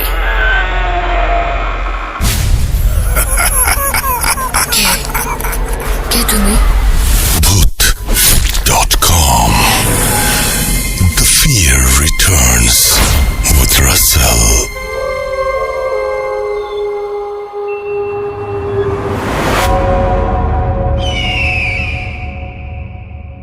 High, আমার নাম শানিল। আজকে আমি আমার জীবনের একটা ছোট্ট রহস্যময় ঘটনা শেয়ার করব। এটা বেশ আগেকার কথা, লাইক 86-87 এর দিকের ঘটনা। অ্যাকচুয়ালি আমি জানি না যে এটা কতটা রহস্যময় বা এটার কোনো মিনিং আছে কিনা, বাট আমার মনে হলো যে এই গল্পটা আমি অনেকের কাছেই করেছি। অ্যাকচুয়ালি আমার বাবা আর্মি অফিসার ছিলেন, তো আমরা সেই সুবাদে বাংলাদেশের বিভিন্ন ক্যান্টনমেন্টে আমাদেরকে থাকতে হয়েছে পোস্টিং এ আব্বার সাথে সাথে। বাট 86 এর যে ঘটনাটা বলছি, সেটা ওই সময় আমি ঢাকা ইউনিভার্সিটিতে পড়ি, আমার আব্বা চিটাগং এ পোস্টিং ছিলেন। তো ছুটিতে প্রায় আমি তখন চিটাগং এ যেতাম। আমাদের ক্যান্টনমেন্টে বাসা ছিল একদম পাহাড়ের পাশে, ক্যান্টনমেন্টের ভিতরে। তো তখন আমার ছোট ভাই বাংলাদেশ এয়ারফোর্সে যেহেতু আছে, সে তখন বিএমএ তে ট্রেনিং এ ছিল এবং ছুটিতে এসেছিল আমাদের বাসায়। আমরা বেসিক্যালি 3 ভাই বোন, আমার বড় ভাইও আর্মিতে। তখন যাই হোক, আমি ঢাকা থেকে চিটাগং এ গেছি। তো আমাদের বাসাটা একতলা একটা ক্যান্টনমেন্টে পাহাড়ের পাশে একটা বাসা ছিল। আমাদের 2টা কুকুর ছিল তখন, একটা অ্যালসেশিয়ান আর একটা ড্যাশন, ছোট 2টা কুকুর, একটা কুকুর একটা বড় কুকুর। তো শীতের রাত ছিল মোটামুটি, আর আমাদের বাসাটা ক্যান্টনমেন্টে এমন একটা জায়গায় ছিল যে আমাদের বাসার পিছন দিকের যে কমন ওয়াল সেটা, এবং জিওসি যিনি ছিলেন তখন ছিলেন জেনারেল সালাম আঙ্কেল, ওনার বাসার বাউন্ডারি এবং আমাদের বাসার বাউন্ডারিটা সেম ছিল। তো যেহেতু জিওসির বাসাটা আমাদের বাসার সাথে একদম লাগানো ছিল, তো ওনার বাসার সিকিউরিটির জন্য আমাদের পিছনটা পুরাটাই মোটামুটি রাতে দিনের মতো করে আলো হয়ে থাকতো আর কি। তো এক রাতের ঘটনা আমার মনে আছে, আমি জানি না তখন কত রাত, সত্যি কথা, আমরা সবাই রাতে ঘুমাচ্ছি। তো হঠাৎ করে মানে আমার ঘুম ভেঙে গেল একটা অদ্ভুত আওয়াজে। মানে আওয়াজটা এরকম, আমি জানি না আপনারা ছোটবেলায় কেউ এরকম ট্রাই করেছেন কিনা। আপনি যদি কোনো একটা বাগানের নিচে, আম বাগান বা কোনো একটা নিচে যদি আপনি পাথর যদি নিচে থেকে উপরের দিকে ফেলেন, তাহলে ওই পাথরটা উপরে উঠে কিন্তু আবার আওয়াজ করতে করতে আবার মাটিতে পড়ে একটা ধূপ করে আওয়াজ হবে এরকম।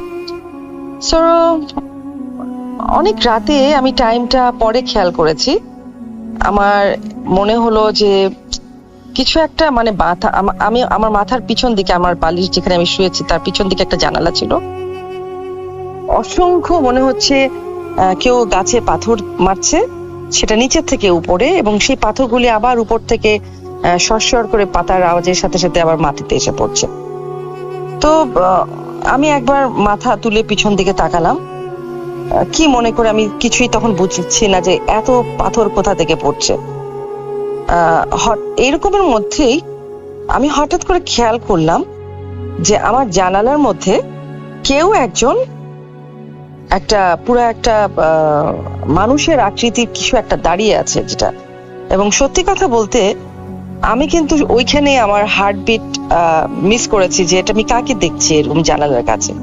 বাট একটু খেয়াল করতে আমি দেখলাম যে অ্যাকচুয়ালি ওঠা অশরীরের কিছু না, আমার আম্মা।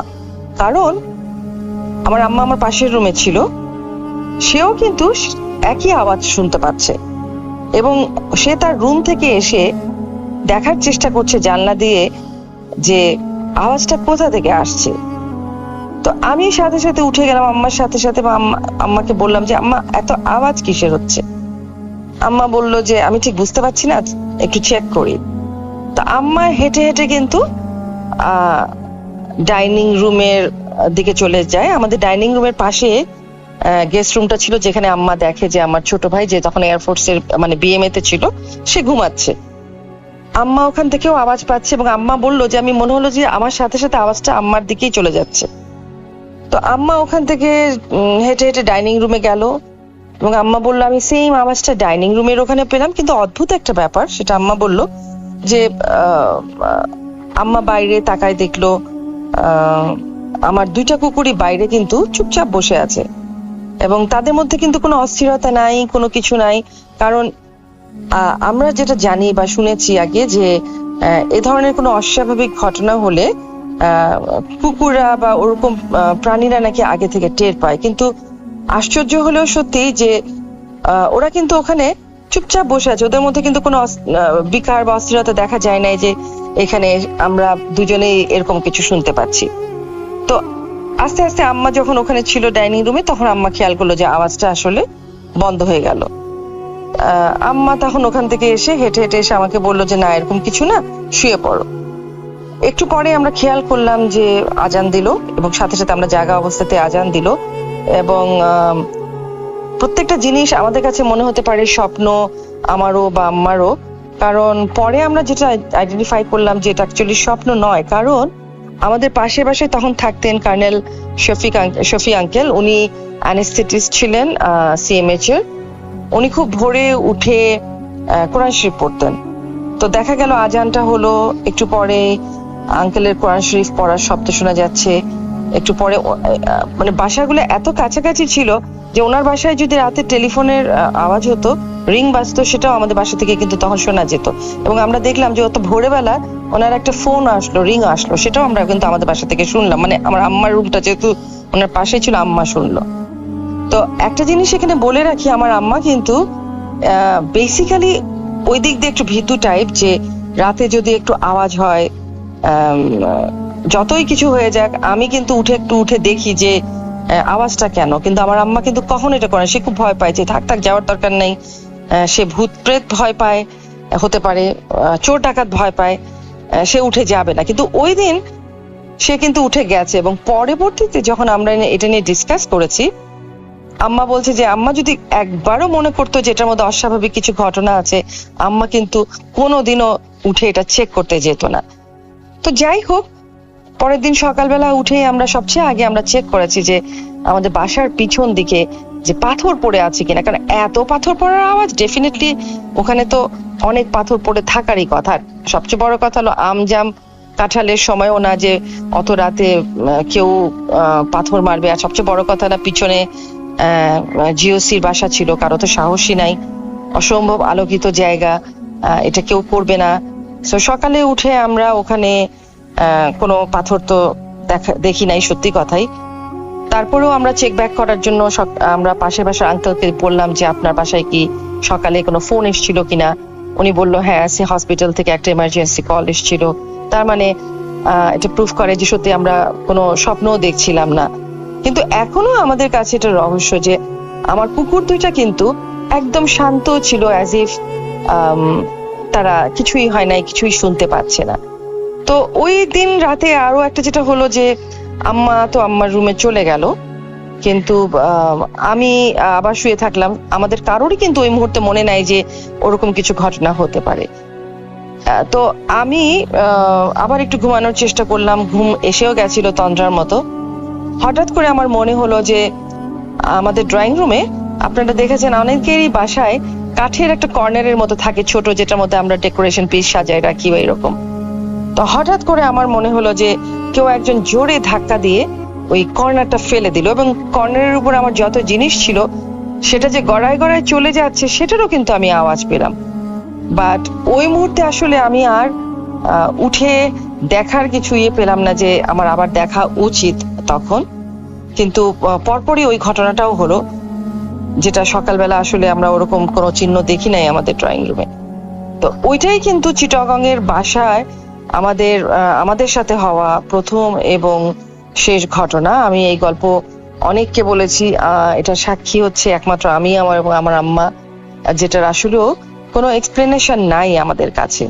তো আমার জীবনে ঘটা, আমি বলবো যে অনেকেই বলে যে আমি এটা দেখেছি ওটা দেখেছি অস্বাভাবিক এরকম, বাট আমার এই এত বছর বয়সে আমি that was my first experience এই ধরনের। আর যদি বলেন যে 8-10 বছর আগে, আমরা এখন ঢাকায় থাকি, আমার বাসা মহাখালী ডিএইচএস এ। সো মহাখালী ডিএইচএস এর যেটা হলো, আমাদের নিজেদের বাসা, এটা একটা 5তলা বাসা, আমি থাকি 5তলায় টপ ফ্লোরে। সো আগে আমি আমার আম্মার সাথে থাকতাম 3 তলায় একসাথে, পরে আমি শিফট করি 5তলায়।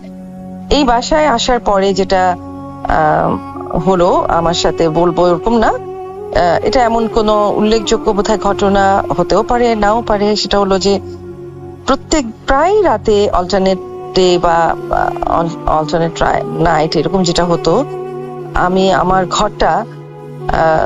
আমার ঘর 5তলায় বেডরুমে, আমি এসি চলে, জানলা টানলা সবসময় বন্ধ থাকতো। একটা পার্টিকুলার টাইমে আমার ঘুম ভেঙে যেত, তীব্র একটা বাজে গন্ধ আমার ঘরে। মানে তখন আমার যে কুকুর আছে, তখন আমার একটা জার্মান স্পিটস কুকুর, ওটা আমার রুমে আমার সাথেই থাকতো। তো প্রথম দিন যেটা আমি আইডেন্টিফাই করলাম যে আমার ঘরটা তীব্র একটা গন্ধে ভরে যাচ্ছে, তো আমি উঠে গেলাম। আমার মনে হলো যে নিশ্চয়ই আমার কুকুরটা ঘরে কোথাও পি করেছে, ডেফিনেটলি আমার বিছানায় অথবা কার্পেটে অথবা আমার পর্দায়। তো আমি উঠে আমার বেডরুম তন্ন তন্ন করে খুঁজছি, পর্দা কোনোখানে কিন্তু সেই স্মেলটা নাই। কিন্তু আমার ঘর একটা তীব্র একটা বাজে গন্ধ। প্রথম দিন যেটা হলো যে আমি কিন্তু ধরেই নিয়েছিলাম যে ডেফিনেটলি আমার কুকুর কোথাও পেশাব করে রেখেছে এবং ওটারই গন্ধ। সো সকাল হয়ে গেল, আমার যেটা মনে যে গন্ধটা যদি হয়েই থাকে তাহলে সকালেও আমি গন্ধটা পাবো, বাট সকালে আমি সেই গন্ধটার কোনোখানে খুঁজে পেলাম না, আমার বিছানায় না, পর্দায় না, কোনোখানে না। সো আমি এটাকে ইগনোর করলাম যে কি জানি, আমি জানি না। বাট এই জিনিসটা হতে থাকলো। কিছুদিন পরপরই আমার এই প্রচন্ড একটা গন্ধ, এবং এমন কোনোদিন হয় নাই যে আমার ঘুম ভেঙে যায় নাই। গন্ধটা এতই তীব্র এবং ছিল, এবং সেটা স্টে করতো লাইক 15 মিনিটস 20 মিনিটস। এবং আমি পরের দিকে খেয়াল করলাম যে প্রতিবারই আমার ঘরটা যখন এরকম বাজে একটা স্মেল হতো, এবং যখন এটা আস্তে আস্তে লাইট হতো গন্ধটা, এবং তারপর পরই ফজরের আজানটা দিত। তো আমি এটা আমার বাসার কাউকে বলি নাই, শুধু আমার মেয়ে জানতো, ও আরেকটা রুমে থাকতো। একদিন আমি ওকে ডাকলাম, রাতেই ডাকলাম যে দেখো তো তুমি আমার রুমে কোনো গন্ধ পাচ্ছ কিনা। ও বললো যে না আম্মু, আমি কোনোখানে এরকম কোনো স্মেল পাচ্ছি না। আমি ওকে কিছু বলি নাই, তা না হলে ও বাচ্চা মানুষ ভয় পাবে, ও চলে গেল। বাট জিনিসটা আমার করতেই থাকলো কিছুদিন পর পর। তো তখন আমি যেটা করলাম যে আমাদের পরিচিত একজন আন্টি আছেন, ওনাকে আমি পুরো ব্যাপারটা বললাম। তো উনি তখন আমাকে বললেন যে ওনার নারিন্দায় একজন পরিচিত উনি আছেন, ওনাকে উনি বাসায় ডাকবেন। তো যাই হোক, আমি তখন ডাকলাম ওনাকে। সো উনি এসে অলমোস্ট, উনি প্রায় বেশ কয়েকবার এসছে আমার বাসায়। এসে উনি আমার বাসার বিভিন্ন জায়গায় উনি আমাকে দোয়া পড়েছে, উনি কিছু তাবিজ করে গেছে। তো ইভেন আমার আম্মা আমাকে, যখন আমি এটা অনেক পরে আম্মাকে শেয়ার করলাম, আমাকে বললো যে তুমি প্রত্যেকদিন রাতে আয়াতুল কুরসি পড়বা, 3 বার পড়ে দোয়া টোয়া পড়ে শুবা। তো আমি তো পড়তামই তখন, প্লাস আমার ঘরের প্রত্যেকটা দরজায় আয়াতুল কুরসি আটকায় রাখলাম। আমার বালিশের পাশে আমি আয়াতুল কুরসিটা রেখে একটা ঘুমাতাম, কিন্তু এটা কিন্তু বন্ধ হয় নাই ওগুলি করার পরেও, এটা চলছিল। শুধু ওই হুজুর আসার পরে উনি কি দোয়া পড়েছেন, উনি কাবিজ করেছেন, তারপরে কিন্তু আল্লাহর রহমতে আমি বলবো যে 4-5 বছর হলো আমি আর সেরকম কিছু ফেস করছি না আল্লাহর রহমতে। বাট আমার মনের মধ্যে এখনো একটা ভয় সব সময় থাকে যে হয়তো আমি আবার এরকম পাবো বা এরকম কিছু। তো জানি না এটার মধ্যে ভালো কি আছে খারাপ কি আছে নাই। তবে প্রায় আমার মেয়ে একটা জিনিস বলতো যে আমার কুকুর, যে ওর নাম মাফি, বলে আম্মু ও মাঝে মাঝে প্রায় ঘরের মধ্যে একটা নির্দিষ্ট দিকে বা একটা আয়না আছে আমার মেয়ের রুমে বড়, বলে ও এক দৃষ্টিতে তাকায় থাকে, ও ঘন্টার পর ঘন্টা ওখানে এক দৃষ্টিতে তাকায় থাকে, ও ওখান থেকে চোখ সরায় না, সেটা ও খেয়াল করেছে প্রায়। আবার মাঝে মাঝে একদিন এরকম হলো যে কিছুতেই আমার কুকুরটা আমার ঘরে ঢুকবে না, ও ভীষণ চিৎকার করছে বারে বারে। আমার রুমে, আমার বেডরুমে আমার 4-5টা ছবি অনেক বড় করে বাঁধানো আছে, সামহাও ও আমার ওই ছবির দিকে তাকাচ্ছে এবং চিৎকার করছে, কিন্তু কিছুতেই ও ভিতরে ঢুকছে না, দরজার কাছ থেকেই ও আবার বের হয়ে যাচ্ছে। তো এরকম ছোটখাটো ঘটনা, যেমন বেশ, এটাও বলবো আমি বছরখানেক আগে ঘটেছে আমার এই বাসায়, মহাখালী ডিএইচএস এর বাসায়, আমার স্পেশালি আমার বেডরুমে। বাট আল্লাহর রহমতে এখন এরকম কিছু নাই আমার এখানে। তো যাই হোক, আমার হঠাৎ করে আপনাদের চ্যানেলের এই প্রোগ্রামটা দেখে সবাই শেয়ার করছে, সবার আরো এরকম কোনো ঘটনা, তা আমার মনে হলো যে আচ্ছা ঠিক আছে, দেখি আমি আমার ঘটনাটাও শেয়ার করি, যে সবাইকে বলি যে আমার লাইফেও এরকম খুব ছোট, ওরকম উল্লেখযোগ্য না হলেও এরকম 1-2টা ঘটনা ঘটেছে। থ্যাংক ইউ সবাইকে। আমার ঘটনাটাই বলবো, এটাকে গল্প বলবো না, এটা শোনার জন্য ধন্যবাদ।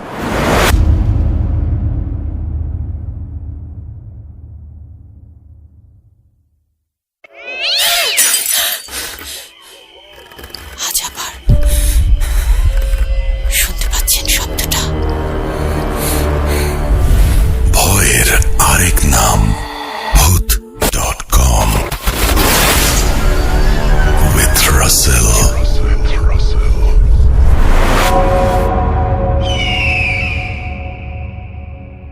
হ্যালো, আসসালামু আলাইকুম রাসেল ভাই, আশা করছি ভালো আছেন। ভূত.com-এ এটা আমার ফার্স্ট স্টোরি, যদি ভালো লাগে তাহলে অবশ্যই প্লে করবেন। আজকে আমি যে স্টোরিটি বলবো সেটা আমার নানুর বাসার একটি ঘটনা, এবং এটি পুরান ঢাকার একটি বাড়ির ঘটনা। তো আমি সরাসরি ঘটনায় চলে যাচ্ছি। আমার নানুরা যখন নতুন একটি বাসায় শিফট হয়েছিল তখনেরই এই ঘটনাটি। আমি প্রথমে বাসাটির একটি ছোট বিবরণ দিয়ে নিই। বাড়িটি অনেক বেশি পুরানো ছিল এবং দোতলার একটি বাড়ি ছিল, সাবলেট বাড়ি ছিল। বাড়িটির বারান্দা অনেক বড় ছিল এবং রান্নাঘর বাথরুম রুম থেকে বের হয়ে যেতে হতো, মানে বারান্দা ক্রস করে রান্নাঘর অথবা বাথরুমে যাওয়া লাগতো। তো আমার নানুরা যখন নতুন সেই বাসায় শিফট হয় তখন তার 1-2 সপ্তাহ পরে ঘটনাগুলি ঘটে। প্রথমত আমার নানুরা সেখানে শিফট হওয়ার পর পাশের যে ভাড়াটি আছে তাদের মুখে শুনেছিল যে সেই বাসার ছাদের সিঁড়ি নাকি তেমন একটা ভালো না। সেই বাসার ছাদের সিঁড়ি থেকে নাকি 3টা মাথা নামে প্রায় রাতে নাকি দেখা যায়। জিনিসটা খুবই অস্বাভাবিক লাগলেও তার ভাড়াটিয়ারা নাকি নিজেরা এইসব জিনিস ফেস করেছিলেন। তিনি বলেছিলেন এই বাসার ছাদে নাকি রাত্রেবেলা প্রায় রাতে ছাদের সিঁড়ি থেকে 3টা মাথা ভাসমান অবস্থায় নামতে দেখা যায়।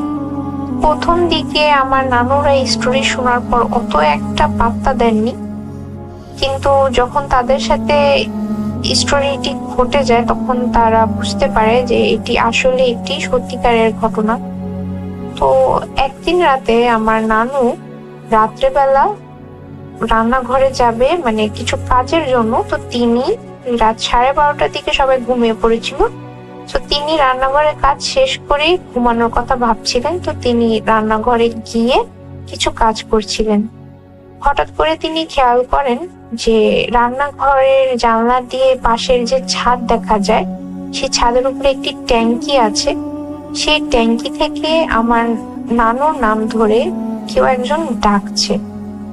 আমার নানু যখন জিনিসটি খেয়াল করতে পারে যে আওয়াজটি সেই ট্যাঙ্কির ভিতর থেকে আসছে, তিনি খুব ভয় পেয়ে যান এবং আওয়াজটি ছিল একটি পুরুষের কণ্ঠ। তিনি আওয়াজ শোনার পর অনেক বেশি ভয় পেয়ে যায় এবং তাড়াতাড়ি রান্নাঘরের কাজ শেষ করে রুমে এসে ঘুমিয়ে পড়ে। পরের দিন রাত্রেবেলা তিনি যখন ওয়াশরুমে যাওয়ার জন্য উঠে, তখন প্রায় অনেক রাত ছিল, 1:30 কি 2টা বাজে এরকম সময় ছিল যতদূর আমি শুনেছি। তিনি উঠে যখন ওয়াশরুমে যাওয়ার জন্য বের হয়, তখন খেয়াল করে ওয়াশরুমে যেতে যেতে যে তার পিছন থেকে কোনো একটি মেয়ের গোঙানির আওয়াজ আসছে। তো আমার নানু ওই মুহূর্তে অনেক বেশি ভয় পেয়ে যায় যে এগুলা কি ধরনের ঘটনা ঘটছে। তিনি সূরা কালাম পড়া শুরু করে এবং আস্তে আস্তে দেখে সেই গোঙানির আওয়াজটি কমে আসছে। পরে তিনি ওয়াশরুমের কাজ শেষ করে রুমে এসে আবার ঘুমিয়ে পড়ে। সো টানা 2 দিন এরকম একটি ঘটনা ঘটার পর আমার খালার সাথে যখন আমার নানু ঘটনাটি শেয়ার করে, আমার খালা তাকে বলে যে যেহেতু তারা আগে ভাড়াটিয়ার মুখে শুনেছিল যে বাসাটির এরকম একটু প্রবলেম আছে, তাই রাত্রেবেলা আমার নানু যদি রান্নাঘর অথবা বাথরুমে যায় যাতে আমার খালাকে ঘুম থেকে উঠিয়ে নিয়ে যায়। তো একদিন সবাই ঘুমিয়ে আছে, আর ঘটনাগুলি ভাইয়া মানে রাতের বেলায় হতো, বেশিরভাগ রাতের বেলায় হতো। দিনের বেলা সচরাচর তেমন কিছু দেখা যেত না, তবে দুপুর বেলা কেউ ছাদে যেত না। তো একদিন আমার খালা যখন রাত্রেবেলা হঠাৎ ঘুম থেকে উঠে যায়, হঠাৎ তার ঘুম ভেঙে যায়। তো ঘুম ভেঙে যাওয়ার পর সে ওয়াশরুমে যাবে বলে উঠে। তো আমার খালা তখন ভাবতে থাকে যে আমার নানুকে কি উঠিয়ে সাথে নিয়ে যাবে নাকি একাই যাবে। পরে তিনি চিন্তা করলো যে যেহেতু কিছুদিন আগে আমার নানু এরকম একটি ঘটনা ফেস করেছে, তো এখন তাকে যদি নিয়ে যায়, তিনি যদি আবার ভয় পায়, তো আমার খালা এটা ভেবে আমার নানুকে আর ডিস্টার্ব করেনি ঘুমে, তিনি একাই ওয়াশরুমে যাওয়ার জন্য রুম থেকে বের হয়। রুম থেকে বের হয়ে যখন তিনি বারান্দাটা ক্রস করে বাথরুমে যাবে, সেখানেই আসলে ছাদের সিঁড়িটি ছিল। তিনি খেয়াল করে যে ভাড়াটিয়া যেই 3টা মাথার কথা বলেছিল যে অনেক গভীর রাতে এরকম সেই ছাদের সিঁড়ি থেকে 3টা মাথা নামে ভাসমান অবস্থায় দেখা যায়, আমার ছোট খালা সেই 3টা মাথাকেই দেখতে পারে যে ছাদের সিঁড়ি থেকে ভাসমান অবস্থায় নেমে আসছে। এবং আমি আমার খালার মুখে যেটা শুনি যে এই দৃশ্যটা কোনো সাধারণ মানুষ দেখলে সহ্য করতে পারবে না, এত ভয়ঙ্কর ছিল। সেই মাথাটির কোনো চুল ছিল না এবং অনেক বড় বড় অস্বাভাবিক চোখ ছিল, অস্বাভাবিক বড় চোখ ছিল 3টা মাথারই। এবং একই সাথে 3টা মাথা বাতাসে যেমন করে ভাসে ওরকম করে ভেসে সিঁড়ি থেকে নেমে আসছে। আমার খালা ওই জিনিসটা দেখার পর সে অনেক জোর চিৎকার করছিল, কিন্তু তার গলা দিয়ে কোনো আওয়াজই বের হচ্ছিল না। অনেক ভয় পেলে মানুষের যে অবস্থা হয়, আমার খালারও সেরকম অবস্থা হয়ে গিয়েছিল। সে ওখানেই সেন্সলেস হয়ে কিছুক্ষণ পর পড়ে যায়। সকালে যখন আমার খালাকে সেন্সলেস অবস্থায় সেখানে পাওয়া যায়, তখন তাকে সবাই জিজ্ঞেস করার পর সে শেয়ার করে যে রাতে এরকম একটি জিনিস দেখেছে। তো হুজুরকে দিয়ে পানি পোড়া দিয়ে আমার খালাকে একটু স্বাভাবিক করা হয়, কারণ এই জিনিসটা দেখার পর আমার খালা অনেক বেশি ভয় পেয়েছিল যে তার কয়েকদিন জ্বর ছিল শরীরে। তো হুজুরকে দেখানোর পর হুজুর পানি পোড়া দেন এবং আমার খালা সেটা খেয়ে সুস্থ হয়। তো তেমন হুজুরকে কেউ কিছু জিজ্ঞেস করেনি, যেহেতু আমার নানুরা আগের থেকেই জানতো যে সেই বাসায় কিছু প্রবলেম আছে। সো পরে সেই বাসাটি আমার নানুরা ছেড়ে দেয়, কারণ আরো অনেক ধরনের ঘটনায় তাদের সাথে ঘটে যাচ্ছিল, যেটা আসলে ফেস করে সেই বাসায় থাকা পসিবল হচ্ছিল না। সো এই ছিল আমার ঘটনা। এছাড়াও আমার খালা যখন বিয়ে হয়, আমার খালার লাইফে কিছু ব্ল্যাক ম্যাজিকের ঘটনাও ঘটে, সেটা আমি একদিন সময় করে শেয়ার করব। যদি ভালো লাগে আমি অবশ্যই পাঠাবো। আসলে সেই ঘটনাটি আমার খালারই আপন মানুষ বান মেরেছিল। সো সেই ব্ল্যাক ম্যাজিকের কিছু ঘটনা আছে, সেটা আমি আরেকদিন সময় করে আপনার সাথে শেয়ার করব। আমার ঘটনাটি ভালো লাগলো অবশ্যই প্লে করবেন রাসেল ভাই, আর ভালো থাকবেন। ভূত.com এর জন্য অনেক অনেক শুভকামনা। আল্লাহ হাফিজ।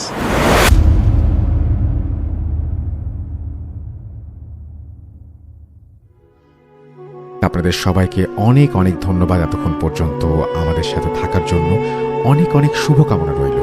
সব সময় এই ইউটিউব চ্যানেলটি সম্পর্কে আপডেট পেতে আমাদের ইউটিউব চ্যানেলটিকে সাবস্ক্রাইব করুন। আশা করছি আমরা একসাথে অনেকটা পথ হাঁটব। আজকের মতো এখানে বিদায় নিচ্ছি। সবাই ভালো থাকুন, সুস্থ থাকুন, মোস্ট ইম্পর্টেন্টলি ভূত.com এর সাথে থাকুন। আল্লাহ হাফেজ।